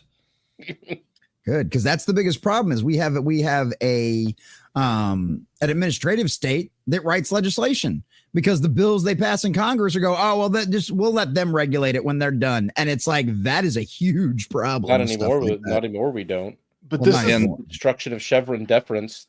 And honestly, that really anymore. Yeah, the Chevron thing made a whole bunch of changes to it, but honestly, we'll see a ton of the changes. We just did we're in the middle of doing the continued resolution to fund the government till August. Where we'll see actual things going in and being done by Congress is when we go to reconciliation, which we can't do until we've got the continued resolution so that the government is funded for a few more months, so that we can then do a bill with reconciliation that we can just stuff full of changes that, cement some of these executive orders and make some actual permanent changes, because that's the problem with the executive orders. It's like you're saying, they can just get reversed in 4 years. But if you put them into law, then it's a lot harder. And even if they were to take the presidency, that doesn't necessarily mean they're going to get majorities in Congress. It rarely operates this way, where one party has pretty much total control.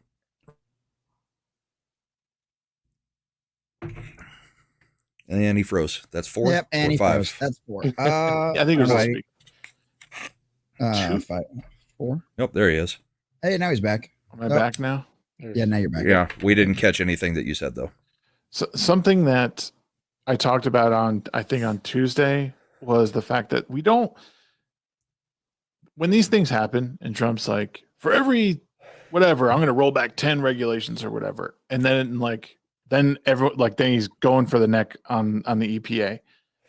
There's not a source or a news source that describes what's happening in sort of an objective format, because all people hear is that. So how that goes into people's mind is that Trump's trying to destroy the environment. And I know that's not the case. I know that that's not what's happening. But there's not, because what happens is you have right-leaning media that champions Trump as this Superman of the environment, and he does no wrong, which is clearly not all true. And then you have the left, which paints him as the worst person who's trying to turn our rivers into sludge. So, and I think it's somewhere in between. Trump wants clean air and clean water. He doesn't give a crap about the smelt fish in California that blocks everything from getting done. Which is fair. It's just we don't have a source currently that talks about this stuff and informs people in a rational way.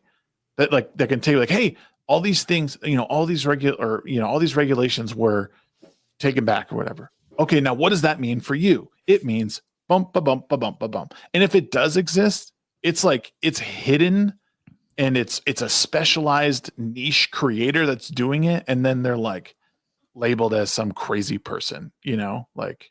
Well, I know Just the News was doing a really good job of that a couple of years ago, and I know they're still around. I just haven't checked their website in a long time because I don't really deal with politics anymore, at least not directly for researching purposes. But they were really good about that. And then who is that? Who is that? Just the News. It's John an aggregator. Solomon. Okay. Isn't it one of the aggregators that says this is the news from the right, this is the news from the left, these are the stories that each side is missing, They weren't when I was reading them. They might have changed, but they weren't when I was reading them. Maybe I'm like thinking of one of the other companies. Yeah, their goal was strictly to be right down the middle, report just the facts with no bias and no opinion in it, and they were doing a really good job of it. At least back when I was looking at all that kind of stuff. So yeah, I don't know if there's anybody else besides them doing it. I could check their website and see if they're still that way. But I know what you're talking about, Brahma, because there was a website that was doing that exact thing too. There's a few of them now. In fact, yeah. I don't know because it's usually ad reads in people's videos, and I typically skip through them. Exactly. I think it's Ground News was one of them or something like that. One of them. Yeah. I think so. Yeah.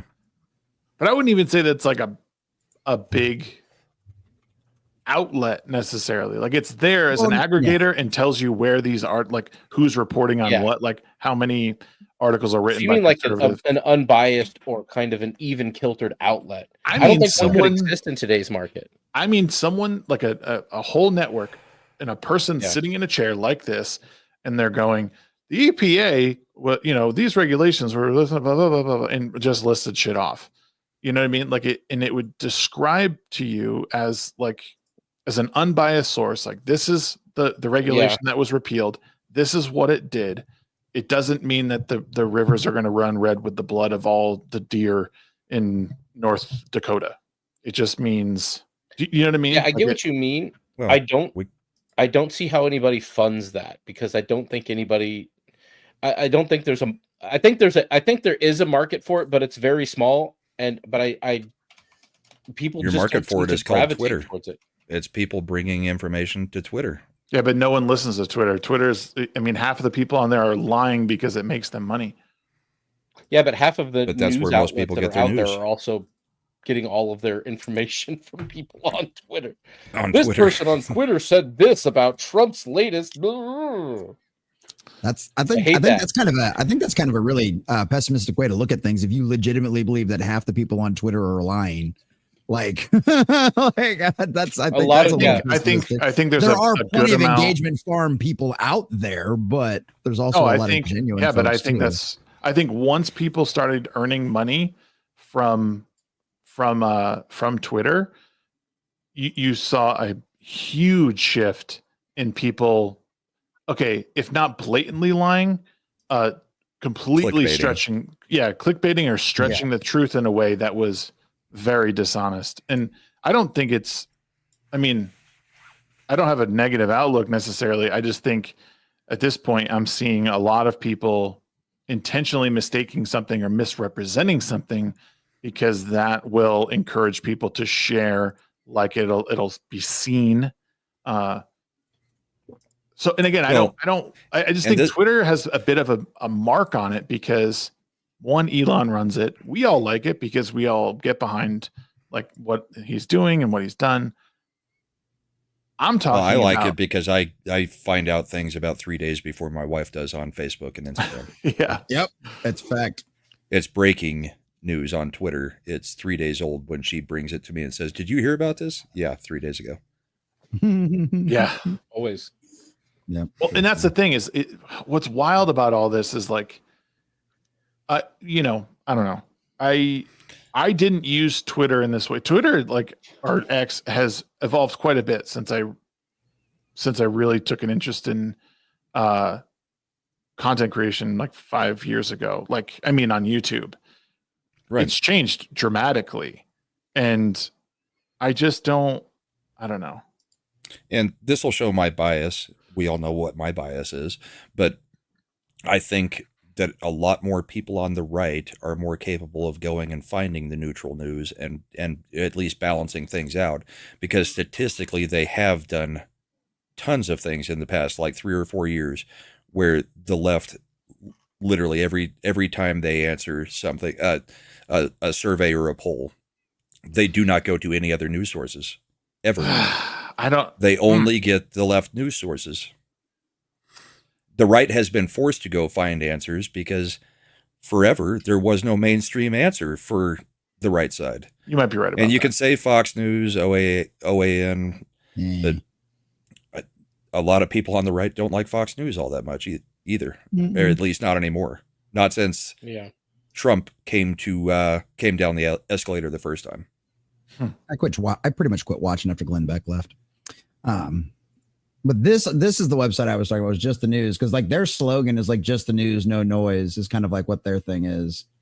But these guys are generally pretty balanced about things from what I've seen, at least for what I remember anyway. But yeah, they don't do it's not an aggregator. They write all of their own stuff. So, but yeah, these guys have always been pretty straight down the road. So if you're looking for something like that, if you're looking for something that's just the facts, I highly recommend go checking out Just the News. So Solomon's good people. Yeah, the Blaze Media is what you're looking for. Glenn Beck has the detailed breakdown of what you're looking. I don't know if that's do a lot of charts. He does do a lot of charts. I love them chalkboards. Just like Ross Pro. Just like Ross Pro. Take a look. Take a look here. Yep. Look at this chart. Yeah, like the right seems to be more capable, but the issue is cult of personality. Most people want to be tribalistic, and they'll pick a side even to their own detriment. It's just human nature. True. Yeah. Well, yeah, I'm not disagreeing with that. That's something I was going to kind of bring up too. It's like unbiased news doesn't sell as well as biased news because of confirmation bias, right? People already have an idea generally about something before they even read into it a lot of the time. And if you find something that confirms you're biased, well, you're going to be more likely to read and quote that as your source versus going out there and looking for something that doesn't confirm your bias. That just takes an elevated mental status to be able to go out there and do that kind of thing and search for answers that might not necessarily agree with what you're wanting to. But most people don't want that. A lot of people aren't going to put that much effort into it. Yeah, I understand that. I still wish that there was. I'm not saying that position wouldn't be thankless, to do it, but like I do think it should be shared more and explained more, like when big things like this happen. And maybe it takes finding those niche channels and like that are explaining all these, big changes that are being made and sharing it. I mean, it's why I'll share Matt Dearden stuff sometimes and be like, hey, this is, this really breaks down, he did a good, he did a good breakdown on the LA fires. That was really he was talking about things that nobody was talking about. He did talk about the fish before the news finally talked about it. He was talking about how the bureaucracy works with the fire departments that nobody was talking about in that situation. I just never see really explaining things to me. My favorite source. What might be good for that? I mean, you can't guarantee that there's not bias in it, but anytime you're seeing anything that you have questions on, try asking Grok, see what it says. It'll typically give you some people believe this, some people believe that. The majority are tending to lean towards this is true or this is false, that kind of thing. Mm-hmm. That is a use for AI that you could find. Yep. As long as the AI doesn't get super biased on its own from the input that it's getting. It's a great research tool, and I highly recommend people learn to use it and learn to use it well, because it will become a really good tool for you to go forward and enhance the way you do things and stuff like that, and it will make your life easier if you understand it and know how to use it. So, well, I feel like that's what AI should be. It's like it just should be the thing that helps you. Yeah, should neutrally be able to answer and give you percentages of probably this, maybe that kind of thing. Absolutely. And that's kind of what, that whole little campaign that Elon's been doing on Twitter has been the Ask Grok thing. Instead of asking Alexa or asking Google, Ask an AI. Yeah, Grok it instead of Google it. I used Grok actually when I was doing a resume a while back too. Like I put it through a few of them and it wasn't bad. It's better now with the think functions, but I don't know. I've seen AI for the most part as something that helps with a lot with document generation. It's really great at it's like where it shines is aggregating and reading a shit ton of text. Yeah. It can aggregate it, read it. It's I think where it really is at these days, even though everyone wants to say it's something else, it's, spell check 2.0. It's vastly a vast research assistant. Yeah, you can use it as a research assistant. It can help you. It can even help you reword things. Like it's a good writing assistant. It helps you get past blocks on certain things. Like, hey, give me some ideas about how I should phrase this thought I have. Yeah, it's prompts. Good as a thought organization tool as well. But I've used it to help me develop certain systems within my stories. Like there was a like tribal systems and even like it was like a religious system based on like ancient tech.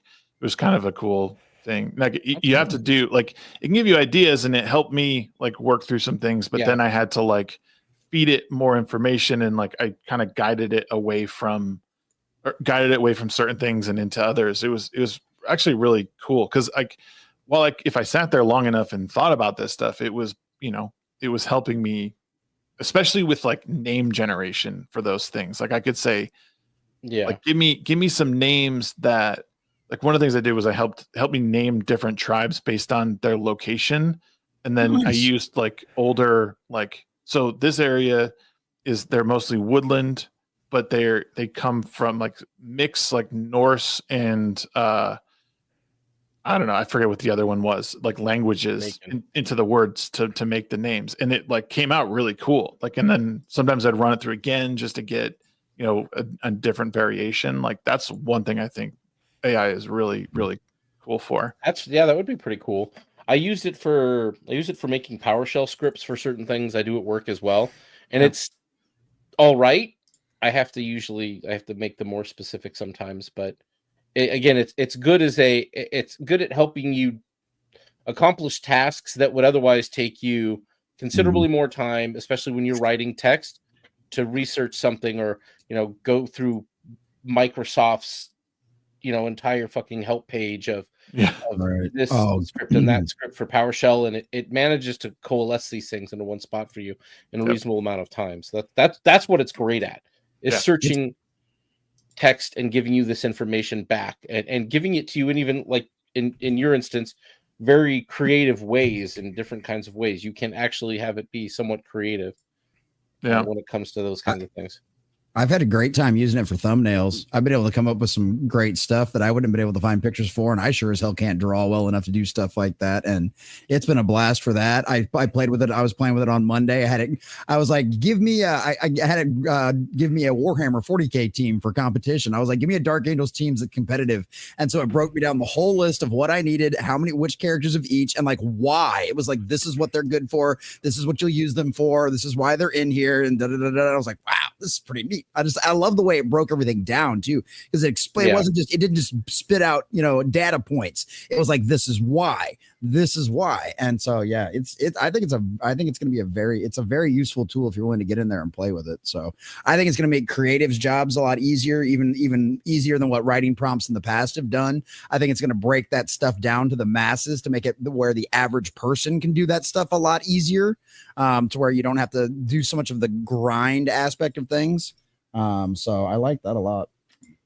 Yeah, and like Weasel was saying in chat, I'll use it for memes. I have such a hard time getting anything really complex, but what I'll do is I'll have it give me something relatively simple, a shape, a figure, a character, and I'll just background remove, clip that out, I'll jam it into a thumb or wherever else I want it to be, or combine it with something else, and it does a great job at that. Like it gives me simple things that I need that I can combine into other things. Yep, absolutely. Yeah, I love my sad Rachel Ziegler as Snow White. That one's one of my favorites that I've been using a lot. That one's great. So yeah. Raiken, are you using AI for anything currently, or have you? Not lately. I just usually ask questions. Okay. Just research. Yep. Yeah. Just That's about it. I did see this post from Mugen Lord. So this we're shifting topics now. Sorry, chat. Sorry, everyone. E-break. There's a post from Mugen Lord regarding Monster Hunter Wilds. Apparently, some people are claiming there is. Hey, what's up, Camelot? Good to see you, Cam. Monster Hunter Wilds is Camelot. woke. Here, I'll share this. I'm not going to share it, but I'll put it in private chat if you want to pull it up. So I can pull it up. So he says, I've said this, most people don't give a shit about wokeness or DAI if the game is actually good. Some people are throwing a fit because people are enjoying Monster Hunter Wild despite the game having elements in the game that most would consider woke. Like I said, woke only makes bad games worse, but does little to a game that actually respects the player's time and is actually good. Not wasting my time making videos about this concept and or drum up controversy behind Monster Hunter Wild's culture war debate. What do you guys? I mean, I haven't played Monster Hunter Wilds. I've heard there's pronouns in there somewhere because you select your gender, sex, or whatever, and then that whatever. I've been playing it like since it came out, and I have seen zero. If anything, the only thing that like you can misconstrue as wokeness is that two characters that are males are very femboy, but it's also Japan, so they're very known for like making Eastern game characters. So yeah, that's not really all you. Well, and this is something I completely agree with his statement to a certain degree. Just I've gotten to a point now where my definition of woke is if you put your agenda over your storytelling, right? Because I love Cyberpunk 2077. There's a trans character in that. It's very obvious. You have to see you see a big trans flag on the back of her truck every time you're doing a race or a competition with the character.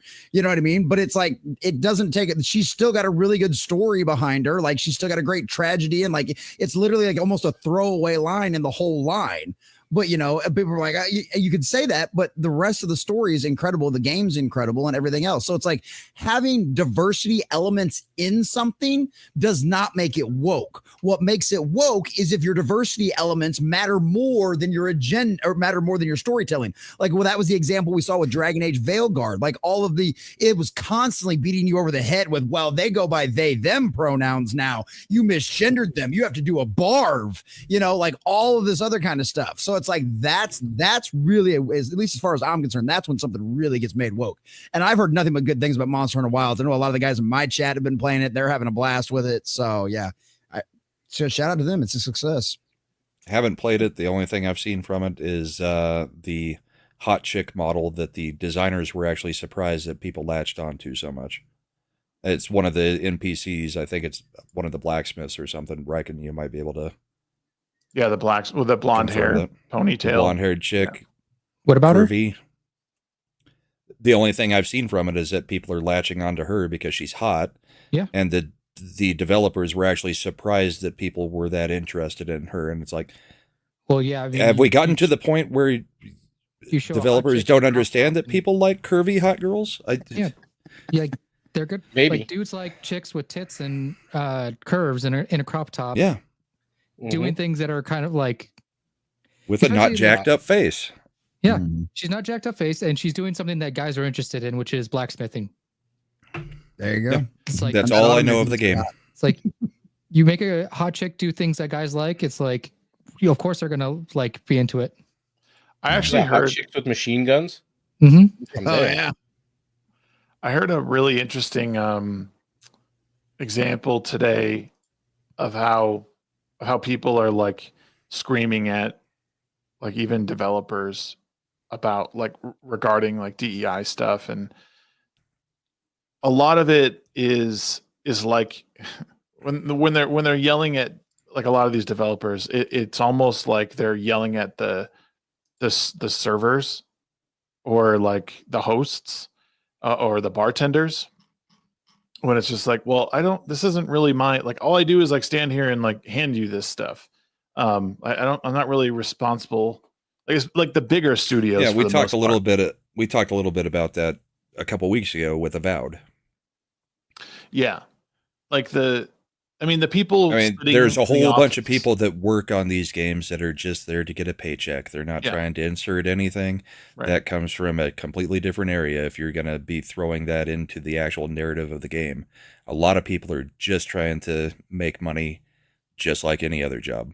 Yeah, like the, I would say, like, especially in something like the Dragon Age: The Veilguard, like that stuff is like being handed down from the top, saying like this needs to go in here. I need this in, put it in. Not even from the top. I would say it's more from like HR. Maybe HR is the top these days. Yeah, that's true too. HR and marketing. That's HR and marketing. That's marketing and the DEI departments.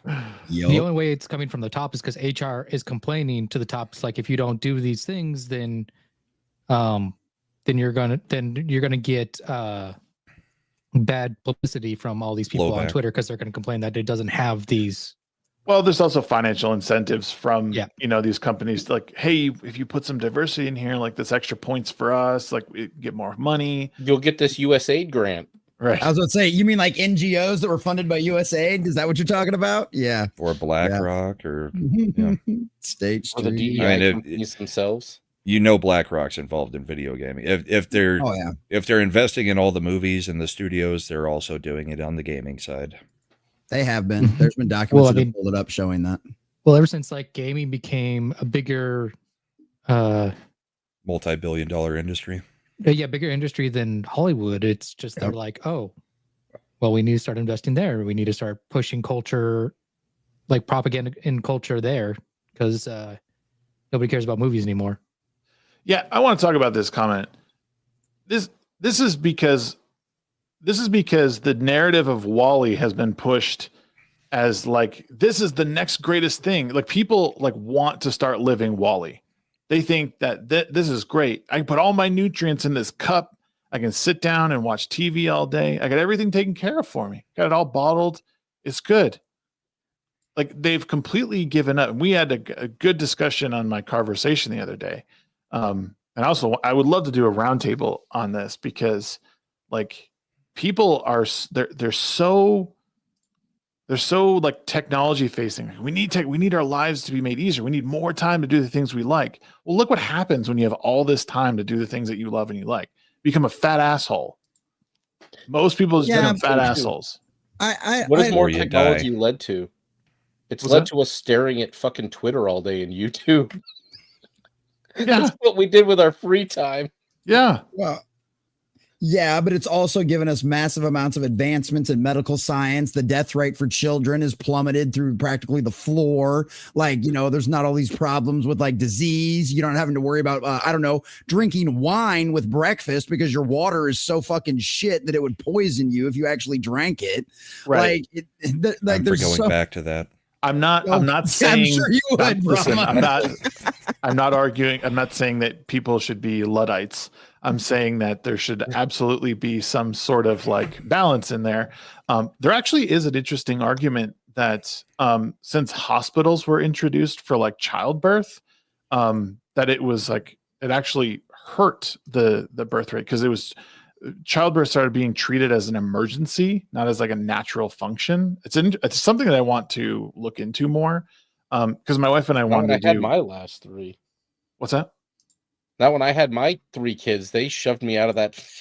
So here's the thing: is like, this is a hard thing to talk about, right? Because like, for me, like, my second was born. Well, actually, both my kids had like issues. So my firstborn, he was breech, and his head was like wedged underneath my wife's rib cage. So if we didn't have hospitals, or he didn't use them, shit out of luck, right? That's an infant mortality. Well, you'd be going elbow deep, right? And then my other one, who is, he was born 25 weeks, 2 days, like, he would be gone if there wasn't a hospital. So yes, medical advancements are huge. The problem is that people feel like, because these things exist, I don't have to do these other things. I'm hungry. I'm going to go get food from McDonald's. Like, holy shit. Like, could you Could you just like go buy like raw ingredients and then go? They don't cook even go to something for get it yourself? from McDonald's anymore. They go to Uber Eats and they say, They "Here, I'll pay DoorDash it, $20 more yeah. dollars to Right. have you deliver this to me because I don't want to get up and make my own fucking food." Right. And That's here's the thing that really scares me is when we start like the last vestiges of hunter gathering that we had is going to the fucking grocery store and looking at the food you're buying, looking at the ingredients and the shit you're buying, seeing what the piece of meat you look like. Even when you do grocery pickup, like you just get whatever shit they find on the shelf and they throw it in. Every time I do grocery pickup, I get shitty produce, I get shitty cuts of meat, and I just stop doing it because they don't care. They just grab whatever they see and they stick it in there. The more we get away from that, where we don't even make our own food and we don't look like, that's when we're really Wally. That's when we're fucked, man. That's when we're beyond the pale in my mind. I don't know. This just seems like, to me, this seems like the same old argument we've been hearing for years. It was the same argument that online shopping would destroy all of the retail chains. No one would want to go out in public anymore. No one would go to a mall anymore. Nobody would go to a strip mall anymore. Everybody would just order things offline and it would get to you the same day, next day, whatever. Like, we've been hearing all of these arguments since literally like the birth of the internet, and probably the arguments they probably existed before that when they talked about television, when we talked about radio, the car replacing the horse and buggy. Like, it's just it takes the society to go, no, there was a problem in like the 90s and the early 2000s with McDonald's and a lot of people getting way too fat off of it. Guess what? As a culture, we went, hey, that's not healthy. We don't all want to die of heart attacks. So there's a big movement against that kind of stuff. Nope. Like, I don't know what areas of the world you're living in, but like, that's like one of those things. Like, I don't see like people are like talking about like DoorDash and all those stuff. Like, my HEB is still packed every time I go in there. At least Costco is packed for me in Utah. But there's in every, and I don't know, is what I've seen, especially I've seen in other states too. Fast food places now have 2 fucking lanes with like 4 places you order, and motherfuckers standing with a board to also help order. I don't know if this crisis has especially Chick-fil-A. Yeah. Chick-fil-A is about the only place. Chick-fil-A and In-N-Out do that. And everywhere. the biggest lie, In-N-Out, Chick-fil-A is healthy for you. No, it's not. It's chicken. fried food. It's fried chicken. Yeah, dude. No, they have grilled options. Pretty bad shit in it, actually. Like, it's. But either way, like, I mean, you'll see those lines packed at like 5 o'clock, like right when people are getting off work and stuff like that. Lunch and dinner. It's not like it's operating 24/7 like that. And even then, it's still like the majority of people still do go home and cook. Bro, the fact that you need cheaper, 2 lanes options. in a fast food place is insane to me. Like, but this is all just one small piece of it too. Yeah. The other part of technology that we're talking about is staring at the screens, and it's led to a far more sedentary lifestyle for damn near everybody. Even in your work, I mean, most people are working in a cubicle or in front of a computer at this point. They're answering a phone, looking at a computer. Yep. You sit for 8 hours a day, pretty much minimum. Well, and isn't that why like the standing desk became such a big thing? I mean, I was literally watching the Navy convert all their desks over to standing because of those exact issues. Say what? Oh, Shags. That's 5. That's at least 5 or 6. I don't think he froze. I think he just turned off his camera. No, he froze for half a second and then he turned off his camera. Did I? Yes. I think he's trying to fake us out on the count. He is. He's trying to screw us up. But it's all going to come down to the fortitude of the individual person, right? Is there always going to be a certain segment? Yeah, we've still got people that are fucking 400, 500 pounds and are all going to die of diabetes and heart disease because they don't want to do it. And guess what? We've also got a bunch of other stories of all these people out there that were 300 or 400 pounds and went, fuck that. I don't want to die, or I don't want to be into an early grave. I want to be able to have kids. I want to be there when they're raised and all that kind of stuff. And guess what? They're getting help. Look what happened with Lizzo. We fat shamed her into hitting the gym. But you can look at dude, like that was impressive. You can look at 2 or 3 generations back, and nobody's above like 165 pounds, 175 pounds. Well, that's because you'd expend 30,000 calories to find your next meal. That's why. Exactly. That's what this whole talk is about, is it not? No, it totally is. No, and really, to your point too, Jesse. Like, this is like when you look back to something like the invention of the television. It's all the slippery slope, right? Like, oh, I can get all my news here. I don't have to go out anywhere. I can just sit here and get it. And that just, again, it's a slow degradation, erosion of society because I don't have to leave my home. I can get all my news here. I don't have to go out to the newsstand. Well, and also originally with the TV, it was literally you watch the 6 o'clock news, and maybe your local news. Well, they didn't even do local news because we only had the 3 networks. Yeah. The advent of the 24-hour news cycle is where that became more of an issue. Well, in like motion pictures, like I don't have to go to another building. I can watch them in my home. Like that's huge. And like all this helped erode actual social interactions, which is the other thing that people like won't do is they will operate behind the screen. And when they have to go into an interview, people don't know how to interview anymore. You know, like I used to teach kids how to interview. They would have no idea what questions they had to ask, what questions were going to be asked, what to wear. Originally, though, TV, radio, those things did not erode social interactions. They actually helped them because people would get together and talk about the things that were on TV. Social media has eroded that. Yeah. Originally, you would get together and talk about all the shows. I mean, that would be your talking, you know, things to break ice with, that kind of stuff. Hey, did you see what happened on this show Monday? Point being is that from the TV, slippery slope of it. Yes. So that's my biggest issue is like there are some people who are helping themselves. I think a lot of people are too comfortable in that and they don't see the value in it. It's why you have debates over like people not understanding, like when a pro-life individual is like, well, what if we just value life from the very first moment that you're alive? You know, like it's no longer like I don't have to be 100% pro-life. I understand the argument. People just can't wrap their heads around like other things. So it's too bad.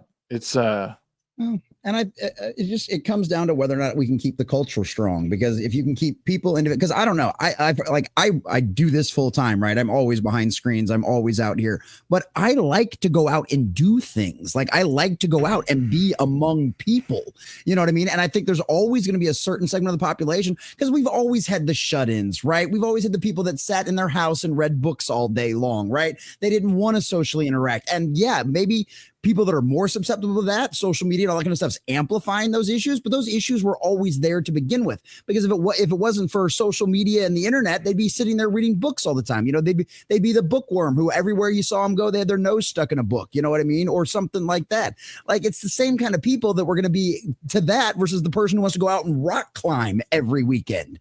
You know what I mean? I knew plenty of guys in the military that they didn't want to do any of this stuff. They always wanted to be out going outside and doing something and all of that kind of stuff. So it depends on the person and the culture.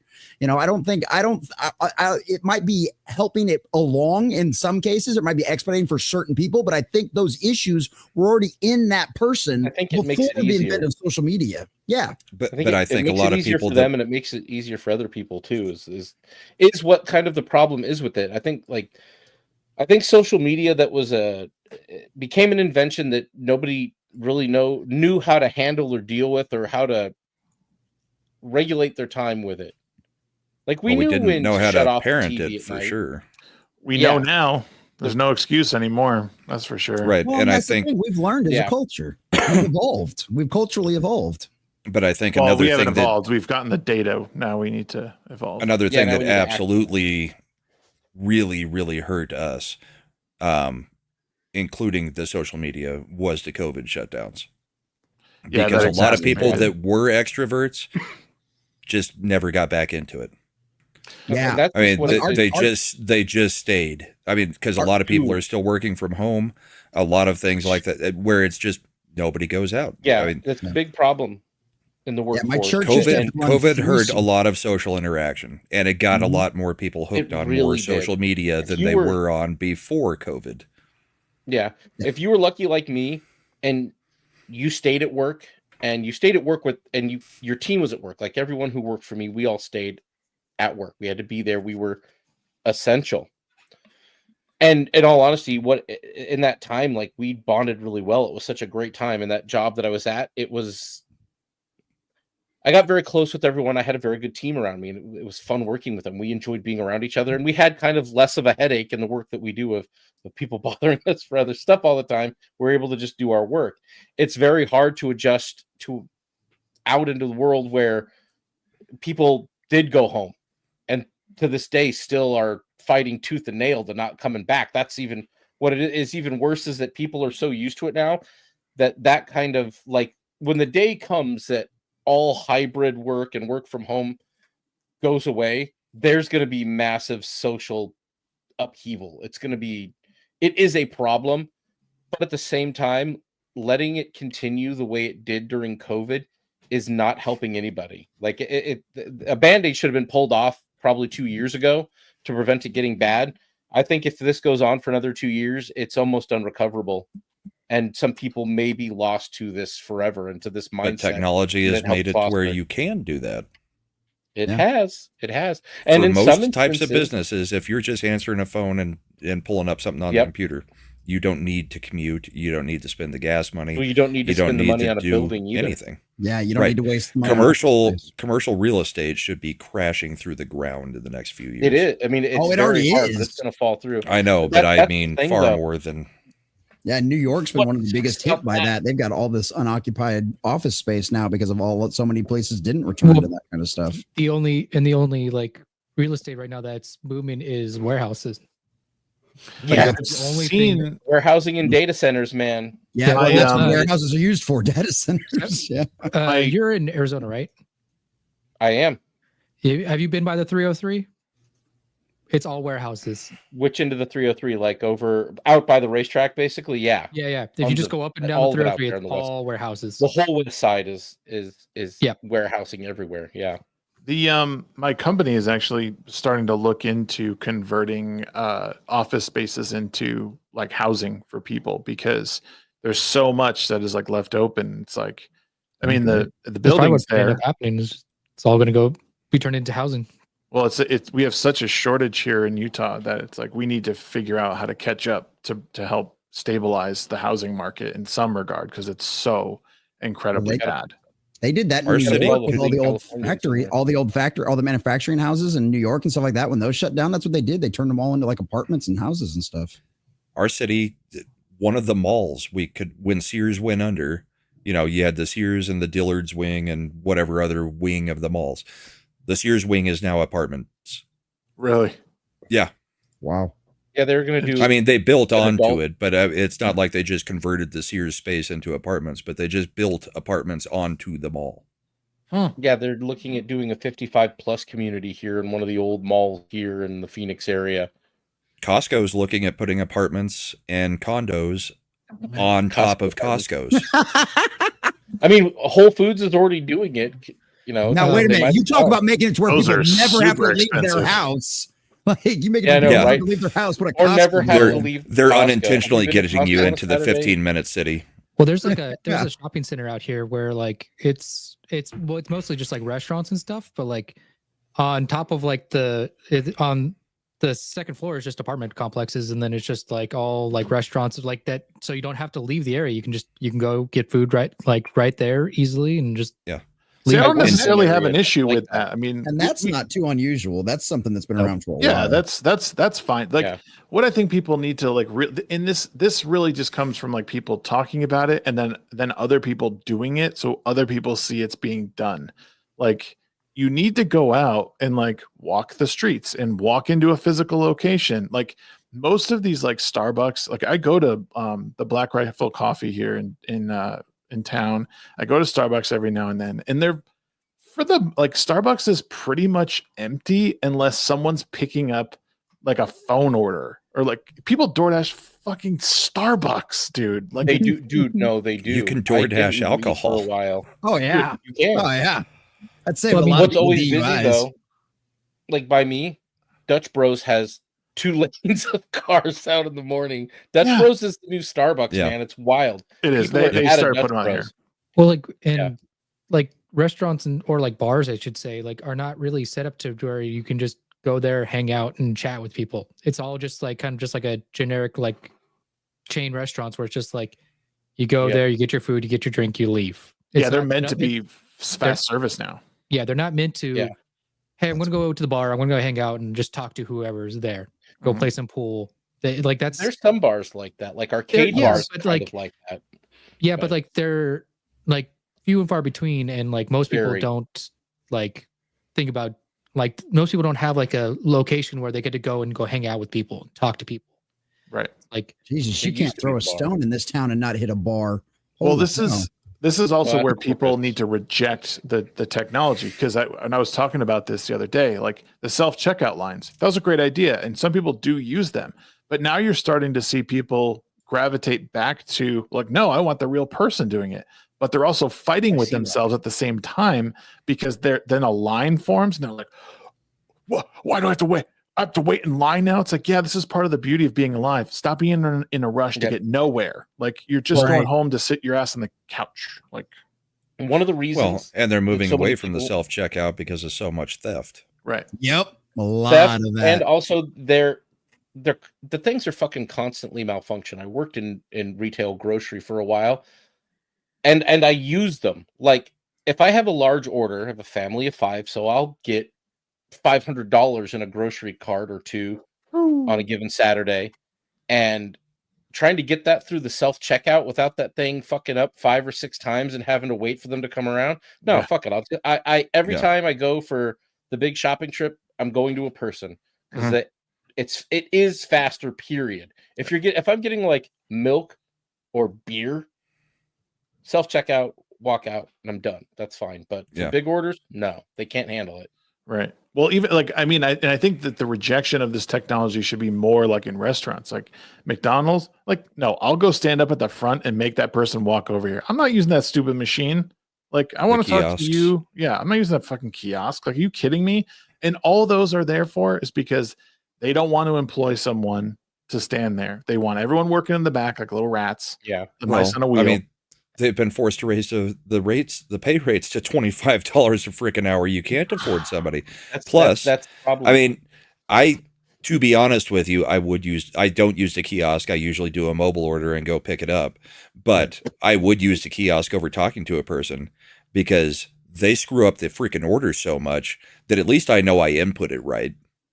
Yeah, because these people are idiots most of the time. I mean, it's like, how do you screw up? You know, my daughter, hamburger with ketchup only. How does it come wrong every freaking time? Either they're idiots or they're having to talk to idiots. Because, like, I mean, you guys all seen the videos where like somebody goes into a McDonald's and they just start a fight with the cashier.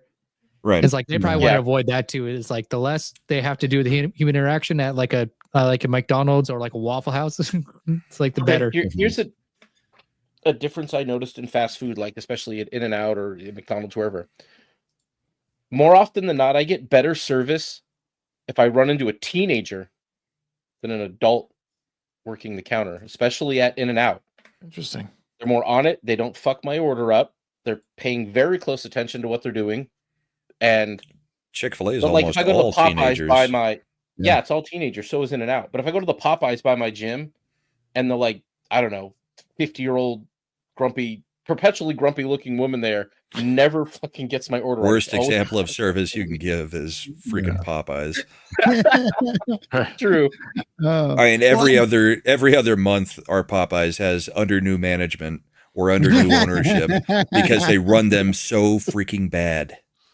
So am I the only one whose grocery store, like the self-checkouts are strictly for like 15 items or less? Because like HEB, all of the self-checkouts are strictly for 15 or 10 items or less. Like none of them are for anything more than that. Now King Soopers and Safeway out here, they hardly ever have actual manned checkout lines. They may have 1 or 2 and everything else is self-checkout. Even our Costco is primarily self-checkout. Yeah, that's and it's wild. so stupid because they'll use the little gun to click everything, but they want me to lift the 50 pounds of dog food, scan it across the little, scanner, then grab the 4, cases of water and scan it across the scanner and sit it in that tiny little thing. You need to go to the gym anyway.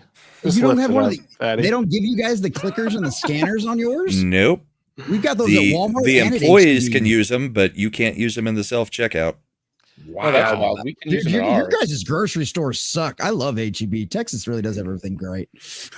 All this comes back to for me, and I was going to say it, and it's one of those unfortunate things, and it's a really hard discussion to have. Is that I don't think we were ever meant to have a population like this. Our technology pushed us to a point that Okay, everyone Klaus. survives. Yeah, no shit. I said, okay, Klaus. No. Listen, I'm not making a case to like exterminate anyone. I'm just saying, like, we have found a way to we have extended our lives. Yeah, we skirt natural selection. We adapt our environment to us. We don't adapt to our environment. So like every other species out there, they adapt to the environment that they're in, or they die. We don't do that. We adapt it to us, and we have ultimate control. Now, I'm not here to debate like the morality of it. I'm just saying, like, everyone survives, and it's a luxury. I don't think that it was that we weren't supposed to have a population this big. I don't think that we were supposed to have this many people concentrated in such small areas. Yeah. That's the other thing. That's the real problem at the end of the day. Yeah. It's literally many versions of the Tower of Babel. It's literally many versions of the Tower of Babel, because you see how that happens in those big, dense cities. Yeah, those ones too. The Shags' favorite ones to visit. But it's one of those situations where you see that too. What's the demographic end up being, right? They all become homogenous, right? They all end up voting the same way. That's why you'll have a place like New York where everybody in the New York City all thinks the same and all votes the same for the most part. I know there's exceptions to the rules. Long Island, I love you. But then you look at the rest of the state and it's all red counties, right? But it's because all of those people are homogenous and they all think the same because they're all stacked on top of each other. So yeah, that is a major problem. Spread out. Beast is right. We did stop letting the dumb ones die. I mean, 150 years ago, if you were a criminal, I mean, pretty much you were killed for it. I mean, there wasn't just let's let them linger for the rest of their lives. We'll rehab them. Yeah. Well, the idea of exile was literally a death sentence, for most of human history, and now, like, it's just a mental disorder that people just complain about online. The thing is, like, life's so convenient now. Like, everything is so convenient that it's limited the human interaction where we needed to rely on each other as much. It's like, we rely on each other, but it's so, like, the interaction has, like, gotten removed from that relying on each other. That so, like, there's no community in like helping each other out. It's like somebody was good at this one thing, so we always went to this person to help us with that one thing, and then there's like that trade of like goods in the sense that, like, okay, this person is a really good hunter, so they're gonna go hunt food. Okay, so we're really good at the farming, so we're gonna so we'll exchange farmed goods for the hunted goods, or this guy's really good at building, so we'll go have him build us something, and then we'll give him something in return. It's like there's none of that interaction. It's just all done online, and it's like in grocery stores or stuff. So it's like there's no community built through helping each other.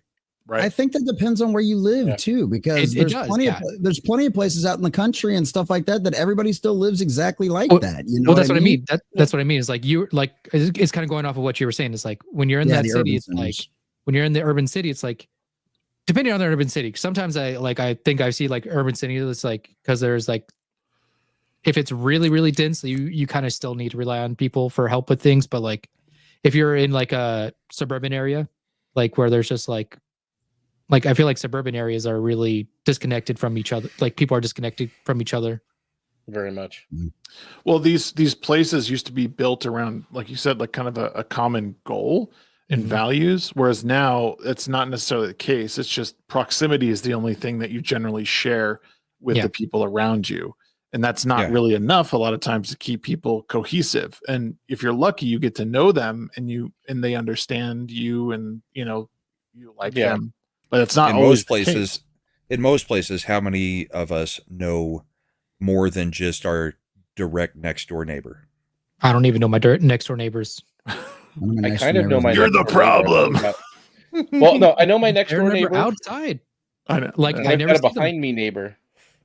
Two behind me neighbors. One of them my kid talks to over the fence, his kid, and the other one is some grumpy old man that yells at my dog when it goes out there and barks because it's a puppy and that's what he does. Right. So it's almost like, why do we call them neighborhoods still? Because nobody's neighborly. It's all hoods. Well, I mean, that's why we've called them subdivisions now. Yeah, it's so different than when I was a kid. Like where I live, I don't see kids outside. It's wild. No. But see, there are some neighborhoods that I do. When I live and I don't, which frustrates me a little bit, but something I do see is I actually do see in kids small outside. pockets. That's my neighborhood now. It's like, we had 6 kids at my house the other day just playing on the. It was awesome. Bikes in the front yard. That's cool. Yeah, dude, that's what I feel like is missing. That's how we grew but I up. think that's part of what's happened in giant metropolises versus even just big cities. Like there are giant multi-million person metropolises, and then there's like a cities, big city, and then there's 300,000 towns. people. Yeah. This is also it. Like, if people want to see this stuff happen, a lot of times they have to change their behaviors. Like my kids like to play games, but like in order for me to say, hey, go outside and play, like it's really easy for me to say that, but like I should also be out there doing something so they know like being outside. Set an example. And in some cases, it takes a change of location, not just behavior. Some places are just not made for that to be the case, especially the big cities. Right. And like me and Professor Savage, I don't know if you guys do it, but like we go glamping, we like taking the RV out, like and getting to a campsite where there's no TV, there's no, there's internet, but we don't really use it. And then the kids go play with other kids in that, like in everything. But they'll go to the other kids and they'll go to the playground. They'll meet kids there. So they learn, hey, I'm out there, I'm doing this. I can't watch TV. So I know what to do. But kids aren't going to know that unless they see that. If they see you on your phone, they're going to want to do the same thing. Well, I mean, there's always been bad parents. There's always been good parents. There's people, but before it was everybody attached to your screen, it was your dad was the drunk, that came home every night wasted from the fucking bar. And that was your bad example. Now you've got the bad example of everybody's stuck in front of a screens.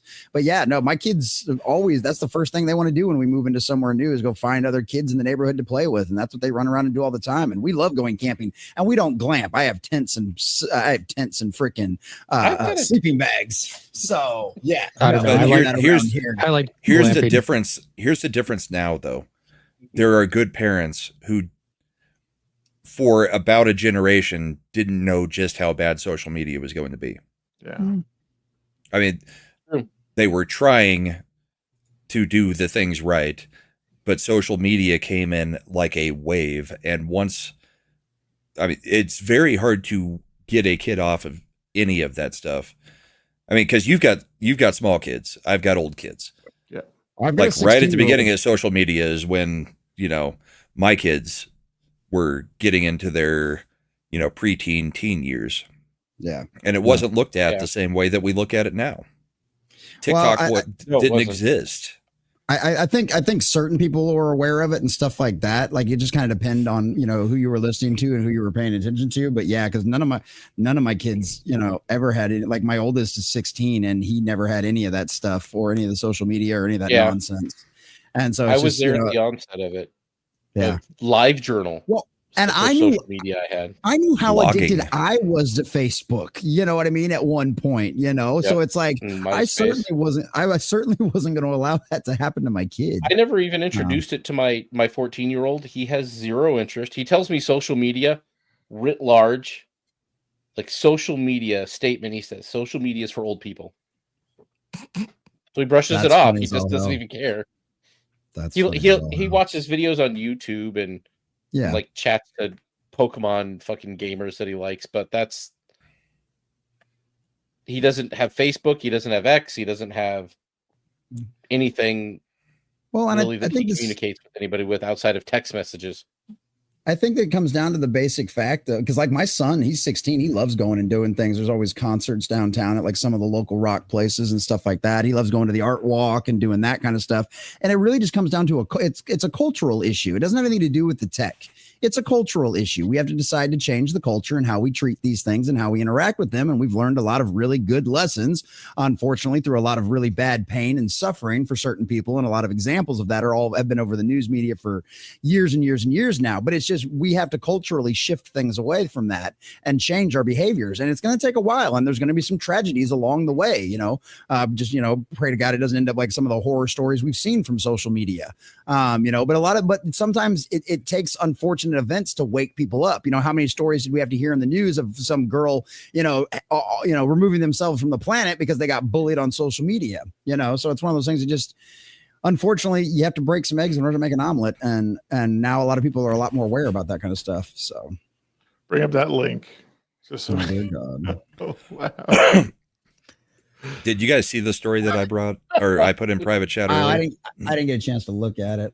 And it'll be a complete change of conversation. So we don't have to do it right now, but I think you guys will find that one interesting. I didn't listen to that yet, but I saw that and I was like, oh fuck, I don't want to go on a plane. Oh wait, hold on. Yeah. I gotta pop it up. Oh God, this is horrifying. That is horrifying. I'm waiting for the internet to find the guy that looks like this too. They will. They'll find him. They'll find that guy from a few years ago that had no neck, but now he's growing a beard over it. That is horrifying. That is absolutely horrifying. If anyone has a nightmare tonight, that guy is gonna it's gonna be like that face, but like Slender Man, like body. Exactly. You're like turning the light on in your closet, and that guy's fucking standing right there. That one right there. There's the face for you. That's the one that's gonna haunt your dreams. Right there, buddy. Good luck. That's my vice president. Hell yeah. Oh yeah, mine too. Cheeky Charles from Garbage Pail Kids. Yeah, that's awesome. Food cafe. Oh, that is great. Oh, that is great. Holy shit. Riken, have you ever even heard of Garbage Pail Kids? Garbage Pail Kids? Yeah. Yeah. It sounds familiar, but I don't even know. Oh man. Yeah. Yeah. I had a feeling. I only know it because of the memes and the stories and the history. It's an old trading card thing. Yeah. Oh, these things. Okay. Yeah. It was the alternative to Cabbage Patch Dolls. Yeah. This was memes before memes were memes, guys. This is true. And they caused their own satanic panic there for a little bit. Yeah. I remember that. Dude. Pull up Cheeky Charles. Oh my God. I can pull up a picture of Cheeky Charles. Hold on. Is that the one that was like smoking and everything else? No. Okay. Oh, okay. This is the one that actually looks like Van. Brahma's like, I'm getting a little sensitive here. The pictures aren't very big. Since I'm leaning back in the chair tonight, the neck is all like it's like I didn't feel like sitting up straight at this time of night. That's why you grow the beard down a little longer, then it hides the double chin when you do that. That's what my beard doesn't do that. Oh, my beard is patchy. Oh, good. Let me see if I can get a bigger one here. Just click on it and blow it up. That's what I'm doing. Why is this being stupid? I like how there's like 7 different ethnicities of Cheeky Charles showing on the screen right now. Very diverse. A shrunken Ed. I'm trying to find one that'll actually let me do it. It wouldn't let me do it. It was being done. There's an eBay one of it. 8.5 rating too. Look at that. Sorry guys, it's being dumb right now. It just keeps trying to get me to save things. Okay, there you go. This one will work. Blow that up, and yeah, that is horrendous. That is horrifying. We're not seeing whatever you're. No, you're not. You're going to here in just a second though, because I just shared tab. You put it into another tab. Yeah, but that's the only way I can open it properly. But yeah, that's Cheeky Charles right there. That's Cheeky Charles. That was a pretty good callback. Shows on Charlie Kirk. It doesn't have that goofy grin. That's a good point. Have you seen those? They're there are these really weird, like it must be one artist that does it. Like it'll start playing a video of Charlie saying something, and then it goes boom, and it does like a picture of his grin, and then it gets progressively more terrifying as he's talking. I don't know if you've seen them. I see them on TikTok. I haven't seen that. Let me see if I can find it. Is it because of that chick on the Jubilee video who is like, your yes. Smile is very unnerving? Yes. Or very creepy, I think she said. That is yes. On that 25-on-1 Jubilee video thing. Whoa, what the fuck? Boy, Sam Cedar didn't do too well in his 25-on-1. I didn't watch that. Those are just getting too painful to watch. He got taken down at least twice. Hard. Yeah, I don't even know what this is. What is this 25-on-1? Sounds like a gangbang. Jubilee does videos. So have you seen any of the Jubilee stuff? So they typically pit left versus right, or fat versus skinny, or gay versus straight, that kind of thing. So they've been doing this new thing where it's 25-on-1, where like they had Charlie Kirk in a room of 25 hardcore leftists, and they get to fight for whoever gets to come up and argue with him. So he gets to decide the topics, and then he gets to argue it against whoever is able to keep control of the chair. Interesting. So how do they fight? How do they fight to decide who gets your chair? So if the rest of the people that are on, the other side that are sitting in the circle around them are not happy with what the person is representing them as, they have a flag. So once a majority of people have their flag up, then that person has to step down, and then it's a race to the chair. They do like a 3, 2, 1 countdown. Everybody races to the chair. Whoever gets to the chair first, like musical chairs. Yeah, I was gonna say it's literally continue the chairs. argument. Yeah. What's up, Elemental Injury? And we've lost Shags. He's dead. Oh, sorry, I hit the wrong button. 6? No, I just hit the wrong button. My bad. Yeah, that's 6. We're just gonna count it as 6 anyway. I can't find that video of Charlie Kirk. It's really, really funny, but I can't find where it is. So I love Charlie Kirk, but that dude does have a weird face. Yeah, weird smile, especially, but it's tiny. He has a tiny face. Yeah, big forehead, tiny face. I stop using the campground Wi-Fi. I probably should start using it. It'd probably be better. I got Starlink actually. I don't have it active, but I have a satellite I bought from my old boss. Nice. He got rid of his 2nd gen to get a 3rd gen, and I bought his used one off him. Works fine. I had to turn it on for a month to transfer it to me, but I'm like, oh, well, good. I'll use this when I'm boondocking somewhere. If I need it, or maybe to do a work from camp day. Yeah, I get to do that. My wife and I have talked about doing because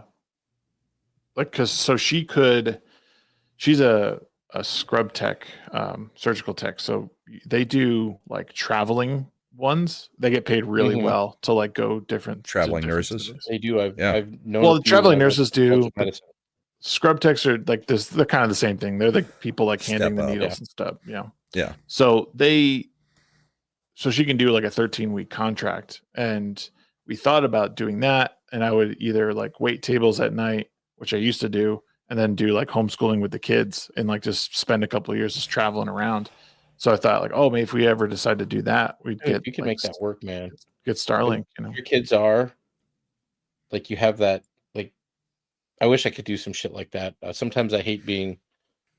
And my kids are old enough now that I'm kind of locked in. Like, I can't drag my 14-year-old away. I was, when I was looking to change jobs last year, I was like, oh, I'm gonna finally make the fucking move to Texas. But I didn't do it before my 14-year-old started high school, and I didn't realize what a fucking bomb that is on your life. Yeah. And so I was like, no changes. I got to get him through this year.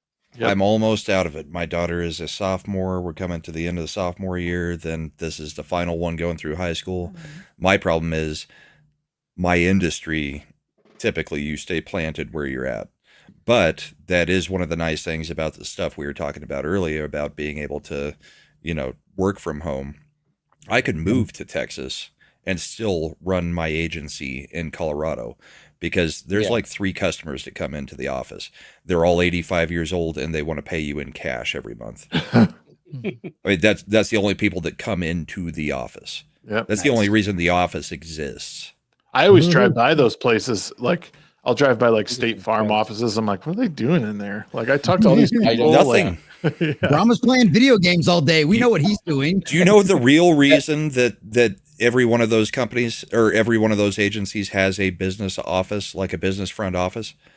Because we have to order credit reports, and you cannot get licensing through LexisNexis to order credit reports and public data reports at anything except for a business address. A brick and mortar, like Yep. You cannot say, well, I have an office in my house and residential.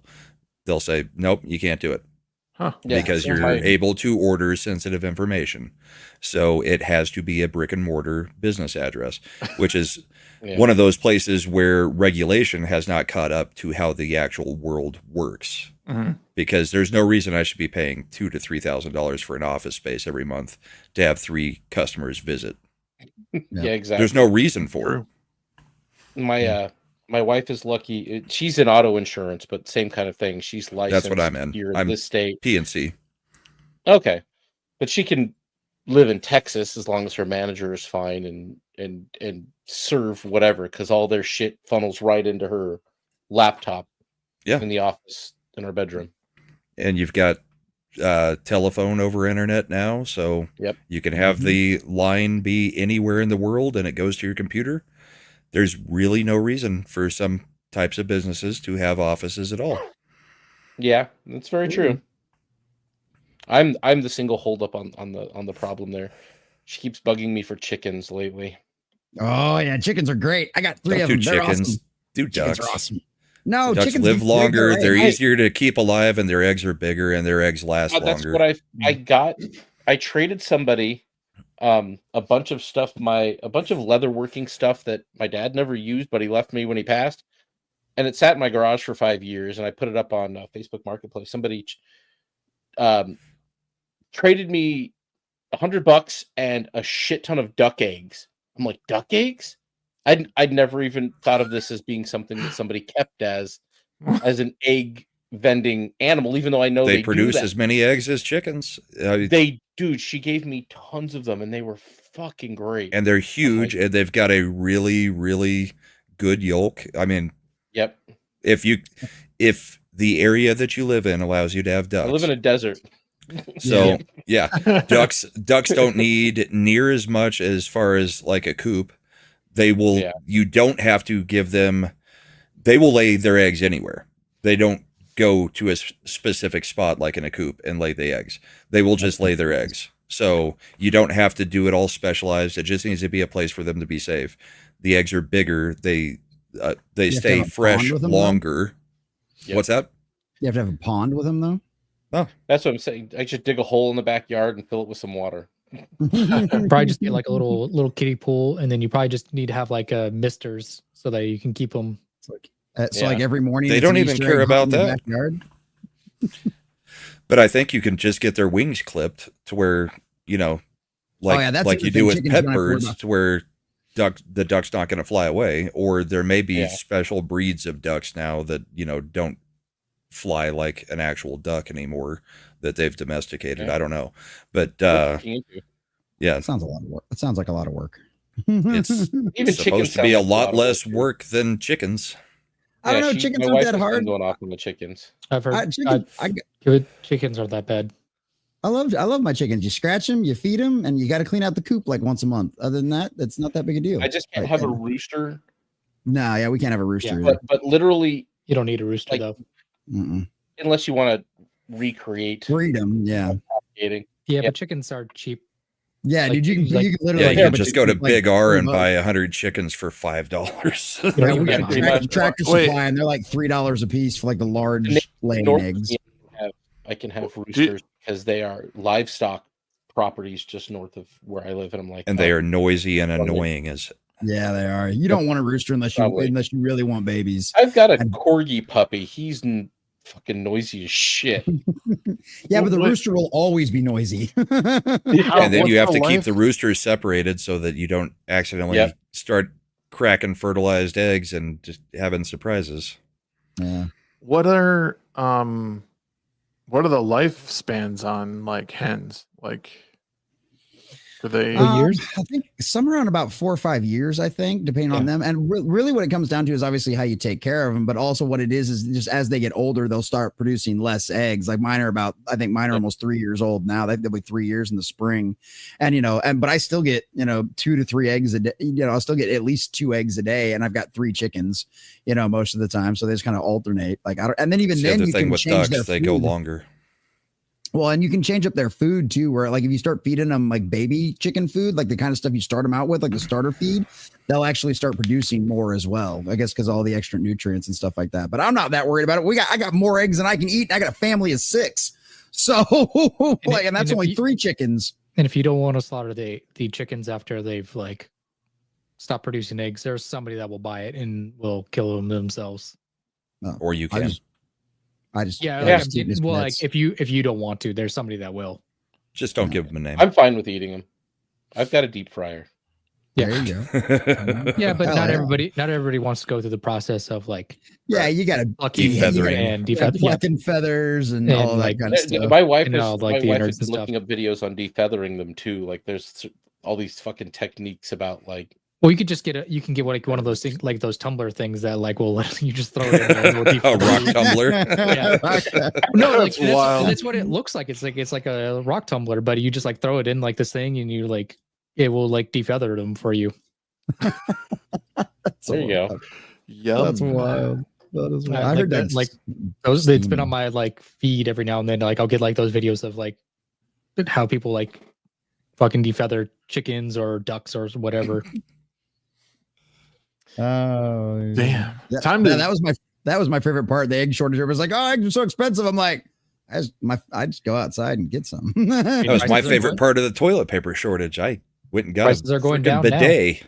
It's like, who doesn't need toilet paper? Like one sheet to dry off. That's actually it's got a blow dryer on it too. So I just have the one that just water. I've got the heated water with the blow dryer. It's great. Honestly, just like the cold water is fine. It's because like it doesn't get that cold out here to where the water's like freezing, so it's like it's not that big. He lives in Colorado. Like, yeah. Oh yeah. Okay. So heated seats and water. His water is frozen. He needs it heated. Yeah, exactly. His pipes are heated. All right. Well, I'm gonna heat my pipes and dust off this toilet seat and defeather this stream because it is time to say goodnight, everybody. Oh, fine. You ask us if we bring any stories to the thing, and I send you one, and then we don't cover it. Okay. We don't have to. You're right. You're right. It'll go a little while. We don't have to. Honestly, when you told me what time, it is breaking news, though. What time the stream was starting, I was like, "Oh, that's right. I'm in Arizona. You all did the time change thing. We time changed. Yeah, we don't do that. So everything's an hour. So it's the only one of the few things we have right here ahead of us. We don't. Yeah, an hour more ahead of us, I should say. Yeah, I still like it being later in the. I prefer to stay this way than go the other way. I prefer more hours of the sun in the evening. Yeah, Jesse likes it when it's 10 o'clock and the sun is still out at 10 o'clock at night and the sun is barely setting. Dude, that would be great. It doesn't ever happen. I live on the Gulf Coast and it doesn't ever happen quite that. Dude, when I was in Galveston, when I was in Galveston for the 4th of July, dude, the sun was up at like fucking 9 at night. In the west, it hadn't set all the way, but it was fucking way late before the sun ever finally went down over the fucking horizon. Yeah, I like that. So I don't mind. I love Texas, dude. Oh, so the gist of this story is that there were activists that had the answer to the air traffic controller exams, and they were sharing them with minority-only candidates for air traffic control school before the test. Wow. Which pretty much validates everything we said about DEI, because there's a whole bunch of people who couldn't pass the test without getting the answers prior. And all those people, in my opinion, should now be fired or be forced to retest. Well, it's not just this. There was a whole email list, so you know where they are. Yeah, well, like I remember my buddy was telling me how like there was a shortage of pilots like a couple years ago. There still is a shortage of pilots. And he was just like, yeah, if you try to apply, like you can to become a pilot, usually like an airline company will pay for your schooling. You just got to do the application process. And I looked through the application process. Most of them were wanting minorities, or most of them that were paying for your thing were they were only paying for minorities or women. They weren't. Yep. There's if you were like a white male, they were usually rejecting your application for to pay to become a pilot, or for year schooling for pilots. Meanwhile, there wasn't truly a shortage of pilots because most Air Force and military pilots, after they get done with the Air Force, automatically go into the commercial airlines because they're the most qualified pilots in the world and they make a ton of money. Yeah, well, and you know why we had a shortage of airline pilots? Because they decided to force a whole bunch of them to get a lethal injection that wasn't really good for them. Well, they were they were also forcing a lot of pilots to retire, not just because injection thing, but just because pilots are forced to retire by the age of 65, no matter what. I believe. Unlike our roads, we don't trust people over 65 to be in charge of planes. On our roads, we let 89-year-olds still drive when they can't see 5 feet in front of them. Bet your ass. That kind of redounds to some of the stuff we've been talking to all night as well. Is that getting a pilot's license? I would argue is probably more difficult than a good chunk of bachelor's degrees are to earn. Should be to actually. It should be absolutely 100%. It might as well be a fucking engineering degree. As far as I'm concerned, there's a lot of hours that goes into just you have to do the testing and everything before you even see airtime, and then you have to get a bunch of airtime before you get to and go solo. So many hours in the seat. Go solo. Yeah, you need the simulator time. And then you've got to do it on very specific models to be able to fly very specific models. You don't just get a license and you're allowed to fly anything. You get your single engine, your twin scroll back engine, up just a little engine. bit. So, where is it? The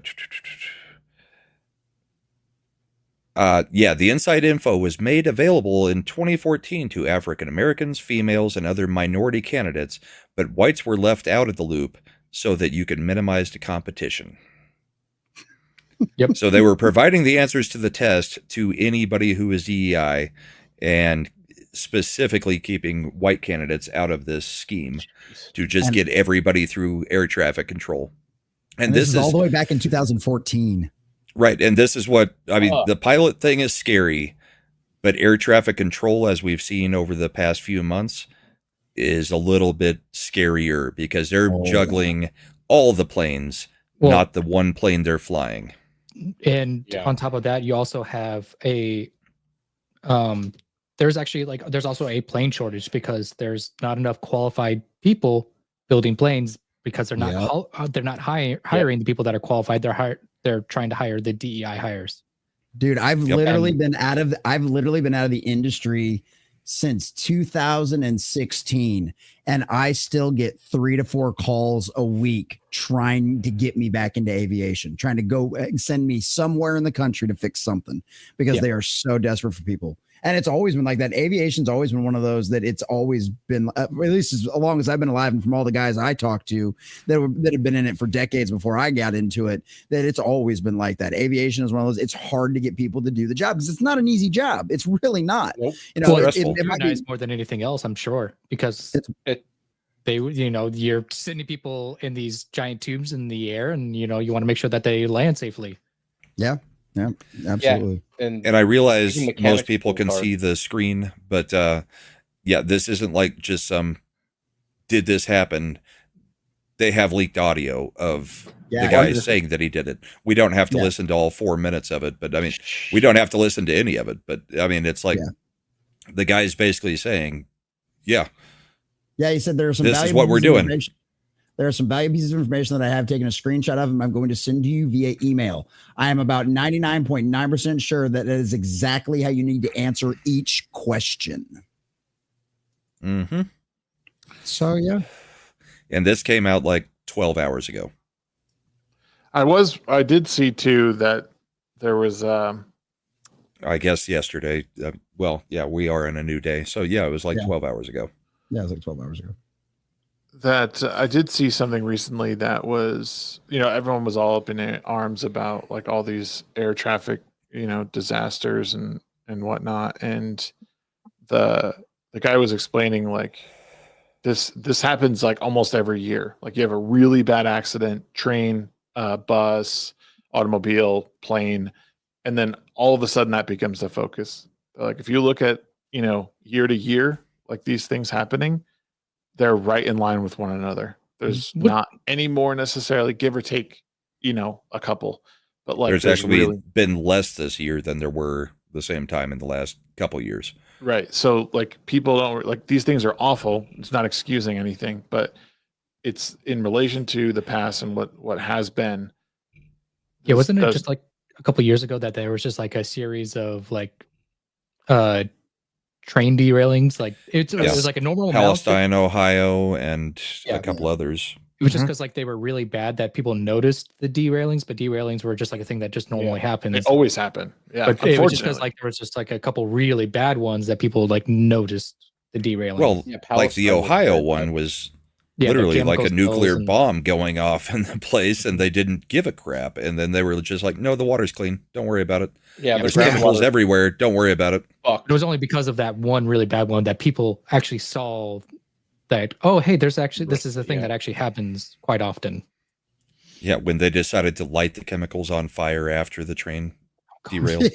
Yeah, that was a great idea. Let's just put a gigantic plume of chemicals into the air. They weren't allowing private companies to test and actually try to clean up. Like that's literally what they did in Iraq with the burn pits and shit, and now everybody's getting compensation for it. And they went ahead and did it in Ohio and thought it was a great idea. What the fuck? X went out again. Yeah, it's that might Pete Buttigieg might be. He didn't go out. He just shut off. No, it might be one of the most, in that instance, a very disastrous DEI hire. He had no qualifications to fucking be what was his title? Head of transportation, secretary, head of the Department of Transportation, or Secretary of Transportation. Yeah, but hardly anybody's ever qualified for that job. It's one of those jobs that they just hand to somebody as a political favor. Yeah, I mean that's true. God, I mean, imagine if we actually employed government officials in capacities they were qualified to be in. I don't think most of them would actually be qualified to do shit. So I heard that guy that was able to do it. What was like this story? There was like a dude, like the story about like how they were needing to get supplies to like Iraq or Iran or something, and like they had to set up like a whole like thing of like just plane just dropping stuff like logistics. Yeah, like and like get that dude, whoever was like set up that thing where like they were able to get all like these supplies that they needed, and they needed to like have like a shit ton of planes dropping stuff off like every like hour. Just to keep things running in that area. Yeah, absolutely. Yeah, you would think that the Secretary of Transportation should have some qualifications, but we had Buttigieg who said if an overpass is too low, then that's racist. Booty juice. But I get what you're saying, Shags, about there haven't necessarily been more crashes, that kind of stuff. The problem is the erosion of trust due to the DEI policies, as we've talked about before. That's the only reason I brought it up, because this was literally them admitting we cheated to get DEI hires through the system. Yep.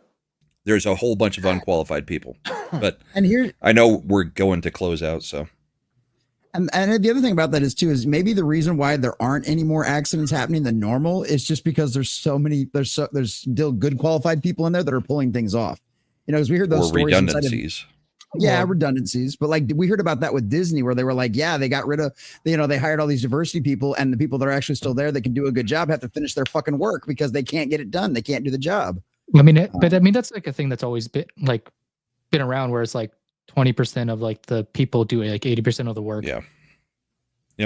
Yep. Very true. I don't know. I guess my experience is different aircraft maintenance, but yeah. Thanks for bringing it up, because that was kind of like breaking news today. It hasn't really hit that much that I've seen, but it's kind of a crazy story. See, that's the thing. Is like pay attention to, like for this side of like, and this is one of those stories that I think like there needs to be a good explanation like as to why, because how this is going to be reported by the right is CDEI, and then and then the left is they're not going to acknowledge it or hear it, but like there's like a real implication, there's a real problem with this, like, you know, like these people can't pass the real test. You know what I mean? Like it's not as, I don't know. I think so.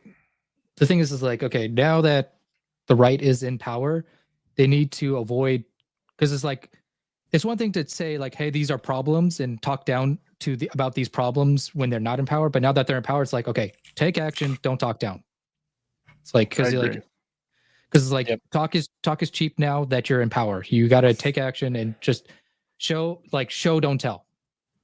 Yeah, no, that's a good way of putting it. Which I think is kind of what Doge has been doing in certain departments, certain areas. Yes, but I think there's still like an antagonistic talking down from certain people on the right, and I think that's going to hurt them. Yeah, because it's all through I think it will. It's all through a culture war lens. Yeah.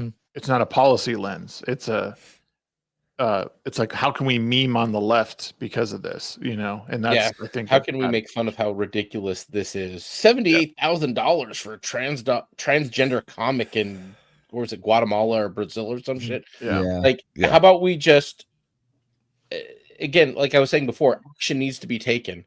Exposing, memeing, making fun of. The shaming portion is make shame great. You know, parts of it that are fine and important because it gets people to realize how bad it is. Shaming doesn't work when you're in power. I'm glad you brought that up. The trans Guatemala comic book. No. The experiments on like mice and whatever and rats, and everyone's all pissed off about it. So here's an interesting take that I don't think anyone's really mentioned, and I don't know, maybe people will be upset with me.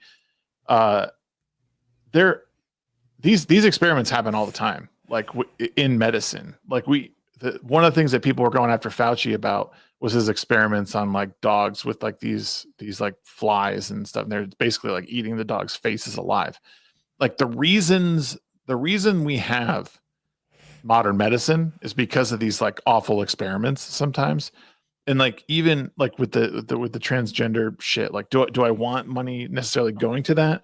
No, but that also goes to research to study and understand what these treatments do to living things, because we have no idea what the long-term effects really are. So should we use them on rats rather than humans? Probably. Do I necessarily want to see that? I've never had a problem with animal experimentation with things like that, with medicines. Yeah. Right. Typically with medicines. Yeah. Not let's see how the animal reacts to, let's put it into whatever situation we can. Like injecting it with COVID would be one thing. Let's just have flies eat off the face of a dog to see what happens is more like what I was going to say. Nazi Germany. I don't know. I mean, let's vivisect something just to see what vivisection feels like on something without anesthesia. Yeah. I mean, and we all know that there was gain of function. I mean, I'm not defending that. I know that. I'm just saying animal experimentation, testing things on lab rats, that kind of stuff. Yeah, it should absolutely be done on animals before it's done on humans. Right. Well, and I think that's why they've taken it to the point in some cases where I think it's an absolute ridiculous degree where they're not testing whether a medicine might actually function on a human. They're just doing experimentation just to see if they can do things. Maybe. Well, I think there's who is it? It was one of the Weinstein brothers who had a conversation about kind of how even the medical testing on rats and shit is so very broken in the way we do it. It's been a while since I listened to that podcast, but it was very Weinstein, Erica, Weinstein, and it really pissed a lot of people off. But like, Brett.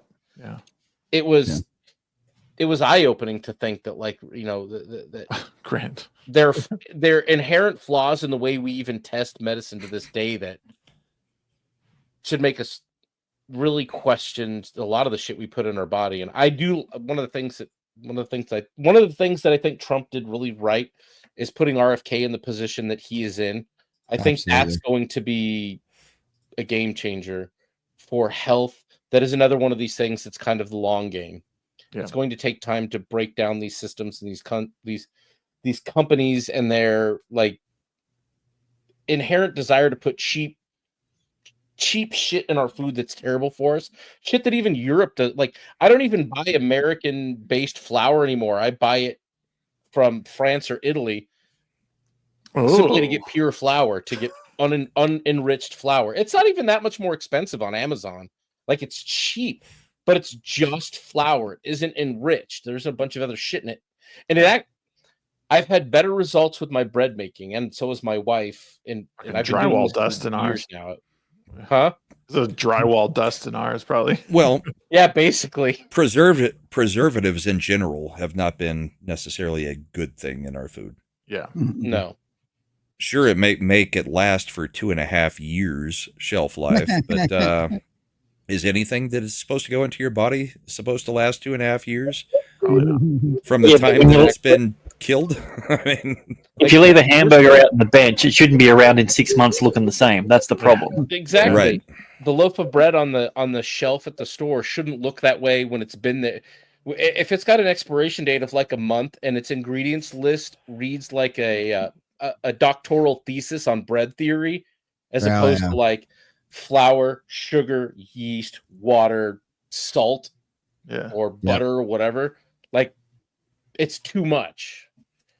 That's one of the things I was like, I can do this for myself. I'm not going to be like for as far as diet was concerned. I'm like, I'm just going to stop eating store bread and I'm going to make bread. And I made this decision like 4 years ago, and I make, not to brag, but I and my wife make like the best bread I've ever had in my life. It's so much better to just make it and have it for the week. And I can't talk a whole lot on the Make America Healthy Again stuff. I mean, smoked a pack of cigarettes since we've been here and drank half a bottle of bourbon. Yeah, but I'm only 2.5 glasses in, sir. You son of a bitch. Sorry, but Brian, you're not eating the cigarettes, so it's all right. I'm not what, Grant? You're not eating the cigarettes, so it doesn't count. Exactly. That's all okay. It's all okay. It's definitely better when you inhale tar into your lungs instead of eat it. Absolutely. Better than inhaling bread. That's true. That's true. That'll kill you right away. I actually had my first.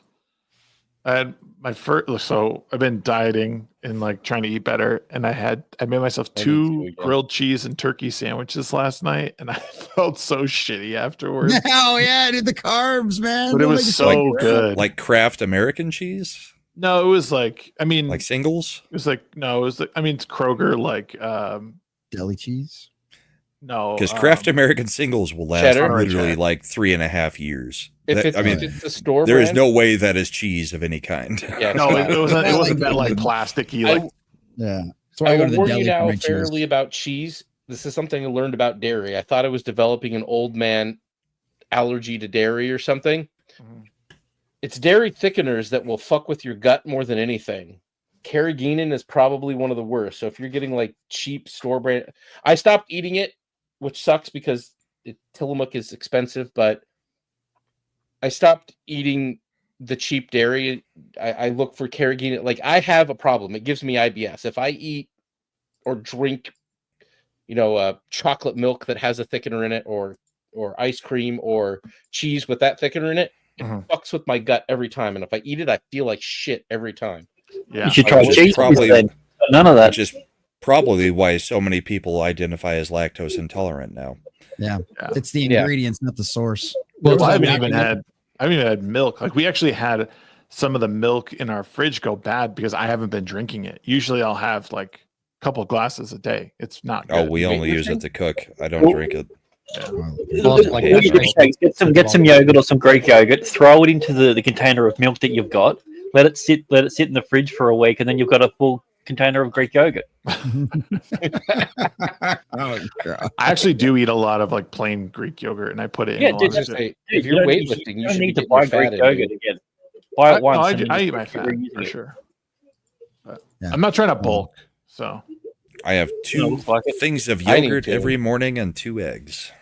Yeah, I have 2 eggs, a slice of toast is for usually my breakfast, and then lunch is like some fruit, veggies, and then like I'll bring like some what's it called, yogurt with me. If I eat breakfast, I don't eat lunch. It's just a breakfast and dinner. That's it. I just pick throughout the day, so it's like, and then I'll drink lots of water. I drink lots of water during the day now. A gallon a day. Every adult male should be drinking. I don't have my giant jug, but I got a double walled metal jug that's 1 gallon. I'm like, I need to finish this every day. Which I've 1 gallon of bourbon, 1 gallon of water. Stay hydrated. Yeah, actually, when I was drinking a gallon a day, I could hit the whiskey harder. I had no effect. I could have 4 glasses in a night and I wouldn't feel anything because I liver Why would you drink the water then? Hydrated. That's a perfect reason not to drink water then. coming from an ex-alcoholic, I could say that's a terrible idea to drink a lot of water then. Very true. I drink whiskey for the taste, not the after effect. That's why I have such a variety, because that's what bourbon's for. Oh, it is. Sam's dad got this one yesterday. The brand new Four Roses single barrel release, the OESK. They're releasing 3 different single barrels this year that are specific recipes. So it's like OEBK, OESK, and OEFB or something like that. Oh yeah. So this one, the tasting notes are baking spice, mellow oak, tea leaves, and caramel. Interesting. But I'm gonna wait to open it until my dad gets out here to visit. Oh, that sounds pretty good. I finally started doing. My wife got me this infusion kit for whiskeys for Father's Day. The kids did, but and a smoker for whiskey. So I got a little. Oh, I've got a smoke gun. Yeah, I love the smoke for smoked old fashions and stuff. Yep, she got me this infusion kit, and I did. I just did a cheap bottle of regular old Four Roses, but I did these bird's eye chili peppers in one like little bottle, and I let it set for like a month. And other ones, I was like, and I'm discovering it's a lot of fun. Now I wouldn't do it with a nice bottle like this, but cheap bottles. I started doing different infusions with chocolate. I did orange peel in one. Those have been kind of interesting. I did old fashions out of the orange peel, just tons of old fashions. It was really good. Yeah, I used to have one of the small barrels that you could pour a bottle into, and then you could age it up, oak it up over like 2 or 3 months, to where it was like it was barreled again, but it was too freaking oaky. But Shags wanted to end 12 to 13 minutes ago, and we did the other story, so we should probably let Shags do his thing. That orange peel thing works really well if you're making your own wine at the house too. Your own wines and meads, putting orange peels in it, that works really well too. Ooh, yeah, orange peel works. Because I brew my own meads. Nice. My orange tree is finally starting to blossom. I'm hoping to get a lot of them this year. After 3 Weasel, years have you ever seen the full collection? Because hold on, let's put Brahma on full screen. There's a whole barrel here. There's about 40 bottles there. There's a whole another 40 or 50 bottles there. I mean, we rarely show this view, but there's a lot of bourbon back there.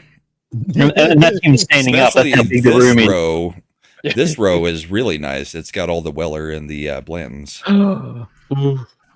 And then I just got a new Eagle Rare yesterday, so it's right here over my shoulder.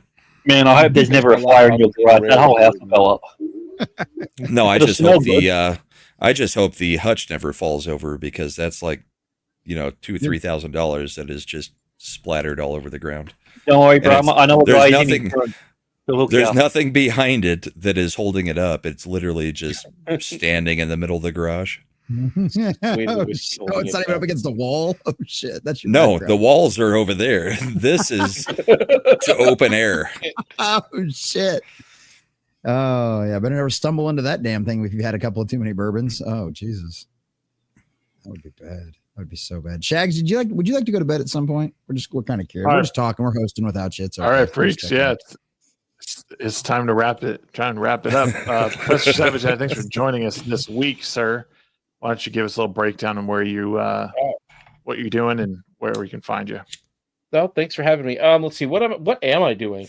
The question I ask myself pretty often. I am completely ripping off Shags, but in the afternoon doing commuter convos when I can over on Rumble with my GoPro. I've still yet to figure out a way to multi-stream. I connect my phone to my GoPro. GoPro shoots an RTMP to Rumble. I'll figure out a way to multi-stream it to YouTube eventually, but it's been hitting Rumble. So I've been stealing Shag's idea by having a conversation, wandering through my inner monologue as I drive home with rambling conversations about whatever happens to be on my mind at the time. You'll catch those infrequently, but usually at least on Tuesdays and Fridays on Rumble. And also, you'll find me over on the Rogues Gallery on Iron Oxide's channel Friday nights. He just got monetized. So nice. Please stop by and check us out. He had his first monetized stream tonight, earlier, like a short stream, but the regular show is Friday nights at, I think we're starting at the time change screwed everything up, but I'm pretty sure we're starting at about 5:30. I'm still getting used to it because here in Arizona, we don't change. So never change. I'm pretty sure it's 5:30. We'll never change. We're doing what the rest of the country already should be doing by not moving our clocks at all. It's true. Yeah, the argument is kind of which way do we stop the clocks? Yeah, this we way. should stop it right and that's now. why it's not going to change during Trump's term, because he said that's a 50-50 issue, and I'm only taking up 80-20 issues. Oh, Jesus. How is that a 50-50 issue? Like, some people don't like the idea of it being dark in the morning. Yeah. Because kids go into school buses, all the school stuff. And other people like me really like that after I get off work, it's not dark and I've got a few hours of daylight. So it's an argument of, would you rather have daylight in the evening or daylight in the morning? And most people, because of the going to school issue, don't want it to be dark at 6 in the morning. I mean, there's places or 7 in the morning. We should do both. Yeah, we should just change the sun. There you go. Elon needs to build a Dyson sphere around it, and we just don't have to worry about it anymore anyways. We'll just have LEDs circling the Earth on Starlink satellites. That's funny. Hold on, just one more. Just one more. Shit! What did he find? I gotta found something. One more topic or one more meme? Just Brahma, you. Yes. Oh my God, this is horrifying. This is a much clearer one than the last one. Let's just wait to see it when it comes up. Oh yeah, remember when we were talking about nightmare fuel before? Holy shit, this one's clear. This one's really gonna give you fucking nightmares. Yeah, this one's definitely gonna be in your closet when you go. It's really just the eyes.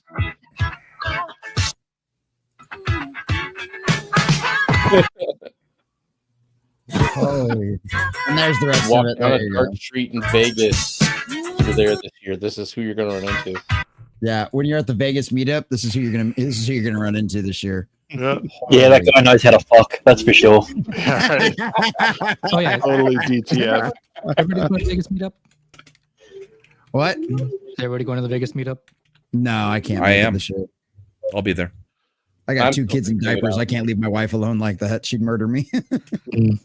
I don't know at this point. I really I guess want they'll to. see you at the meetup then, Jesse. Sorry, what? I said, I guess they'll see you at the meetup then. Okay. I don't know. Classic I don't get rant. Yeah, I don't get it. Shags, Brahma. I'm staying right behind the Flamingo again. Nice. In the not Flamingo, the Hilton. I like that one that I was at last year. It was the same one safe that zone. Sheep and Horror went to. Oh, the Golden Nugget. I heard. Yeah, the Golden Nugget was great. The Golden Nugget was great. Circus. I know a bunch of people are going to the Golden Spike again. I mean, wasn't terrible, but it was loud. You in that freaking like hood fucking motel you guys were staying in? Where is it? Where is it actually taking place this year?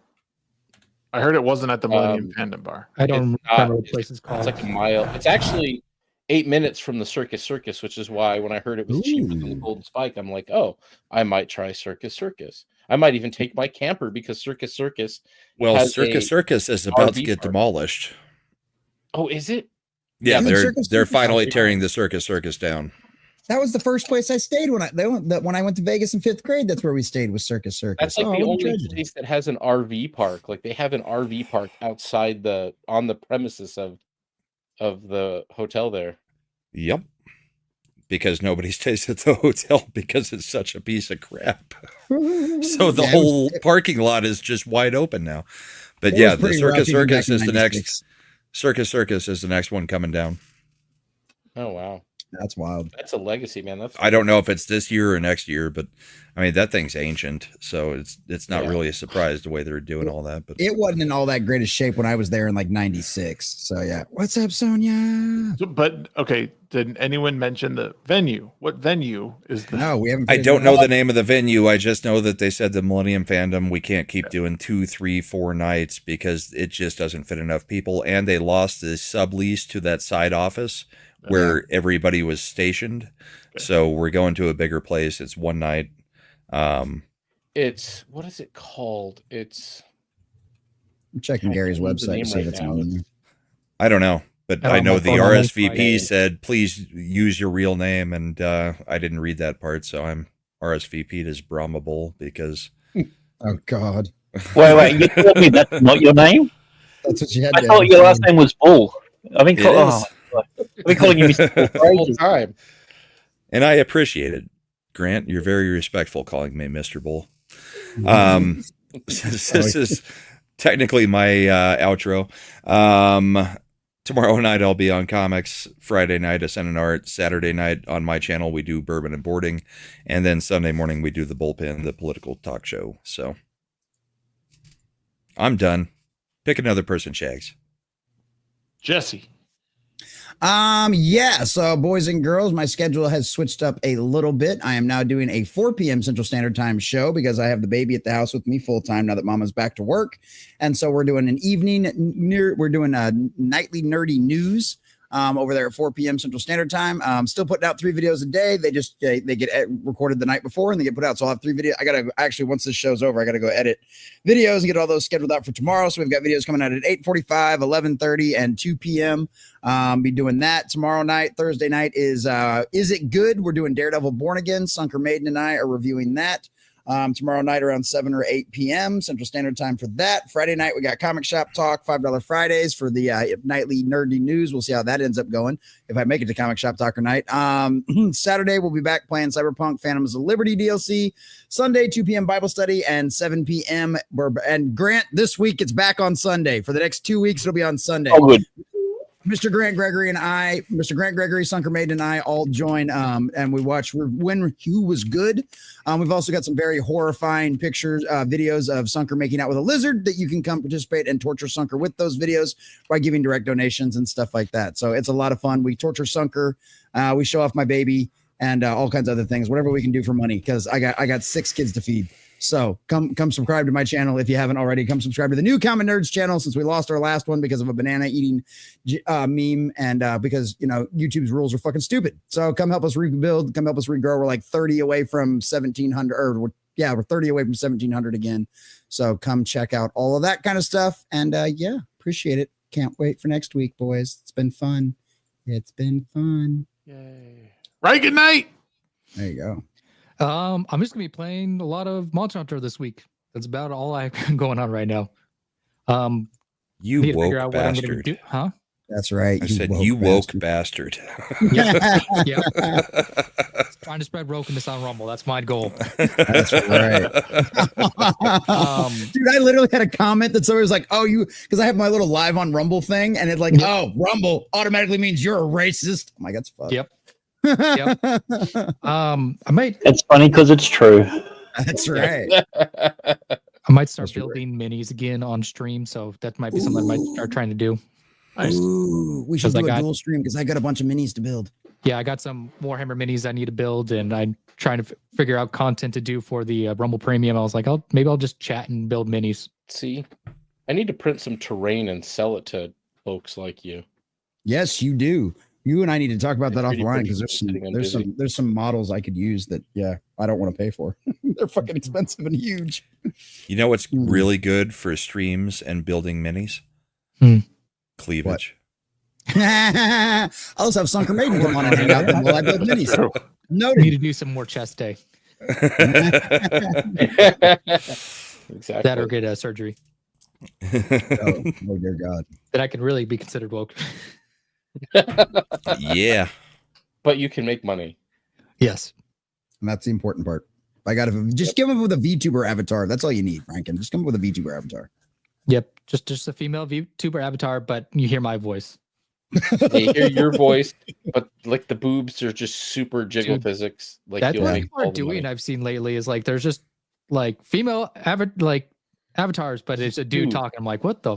Every paint stroke on the mini, the tits are just like wom, wom, wom, wom, wom, wom, wom, wom, wom. Exactly. That's how you get the super chat. Or no, like your female avatar, your VTuber is a chick with big tits, and like you see your hands painting it. It's your guy hands with all your hair on your hands. Hey, you get a little camera up. Just shave your knuckles before you start painting. I'll shave my hands and I'll get my nails done. There you Yeah. go. Make my nails There you look- go. They'll never know the difference. Nope. Yeah, you just get the extra camera where it's like Mm. all of a sudden VTuber plus people hands. Oh, The horse boy. trailer hideout, huh? All righty then. Horse trailer. Yeah, that was the name of it. That was the name of it. Yeah, I'm just planning on getting into an Uber and telling them, you know, I was just going to pull up the venue as I was getting into the Uber and say, go here. Grant, are you there? Can you? What do you got going? Yeah, on? I'm here. I decided to take a break from all the terrible self-destructive stuff of drinking, so I've taken up online gambling. So much healthier. So, Nice. yeah. Bye, gal. Apparently, I don't know if you know this, but apparently glue smells really nice sometimes. So yeah, thought I might investigate that a bit. And no, I've just been hanging out, doing some stuff, and yeah, just I might not be able to jump on many streams due to some work commitments that are coming up. So I'll get on when I can, and if I can't, then oh well, I guess I'll see you around. Well, it's good that you were able to stop by tonight, Grant. We love you, man. Yeah. Yeah, I forgot about the daylight savings thing because I was just like, I'm only going to be like an hour and a half late, sort of thing. To it, I went, oh wait a minute, that's right, they do the daylight savings thing. I forgot because you live in the weird area. Only some of us do it. Yeah, but Yeah, when the well- person running the stream does it, that's the problem. Exactly. Yep. It's all Shags' fault. Yeah. Well, thank you again, Camelot, for the raid. Thank you for those who continue to lurk. Thank you for hanging out, chat, all the regulars that have been here, and to the panel. Obviously, you guys are awesome. Thank you for taking some time out on your Wednesday night to chill, Professor Savage Dad. Thank you again. Thank you for having me. Yeah. And as you guys know, I mean, if you're not already subscribed, please hit subscribe to the channel. We do the show every Wednesday night at 9:30 p.m. Mountain Time, 11:30 p.m. Eastern Time. And you can catch me on my conversations, usually on Monday or Tuesday mornings for about an hour on my commute down to my office. So, and they're just ramblings of my brain, and some of them are angry, some of them are pretty chill. But yeah, join me. Make sure you subscribe to everyone who's here. All the links are down below in the description. I really appreciate everyone's time tonight. We'll see you guys next week for another awesome episode. Nick Weiser is actually going to be joining us. We already got him booked, so I love Nick. tune in. We'll see you Boo, guys. I talked to him already too much. No Brahma, but we'll have Nick Weiser. Yeah, Brahma doesn't have to show up for that one. All right, y'all. We'll see you next time. Later. Cheers. Later.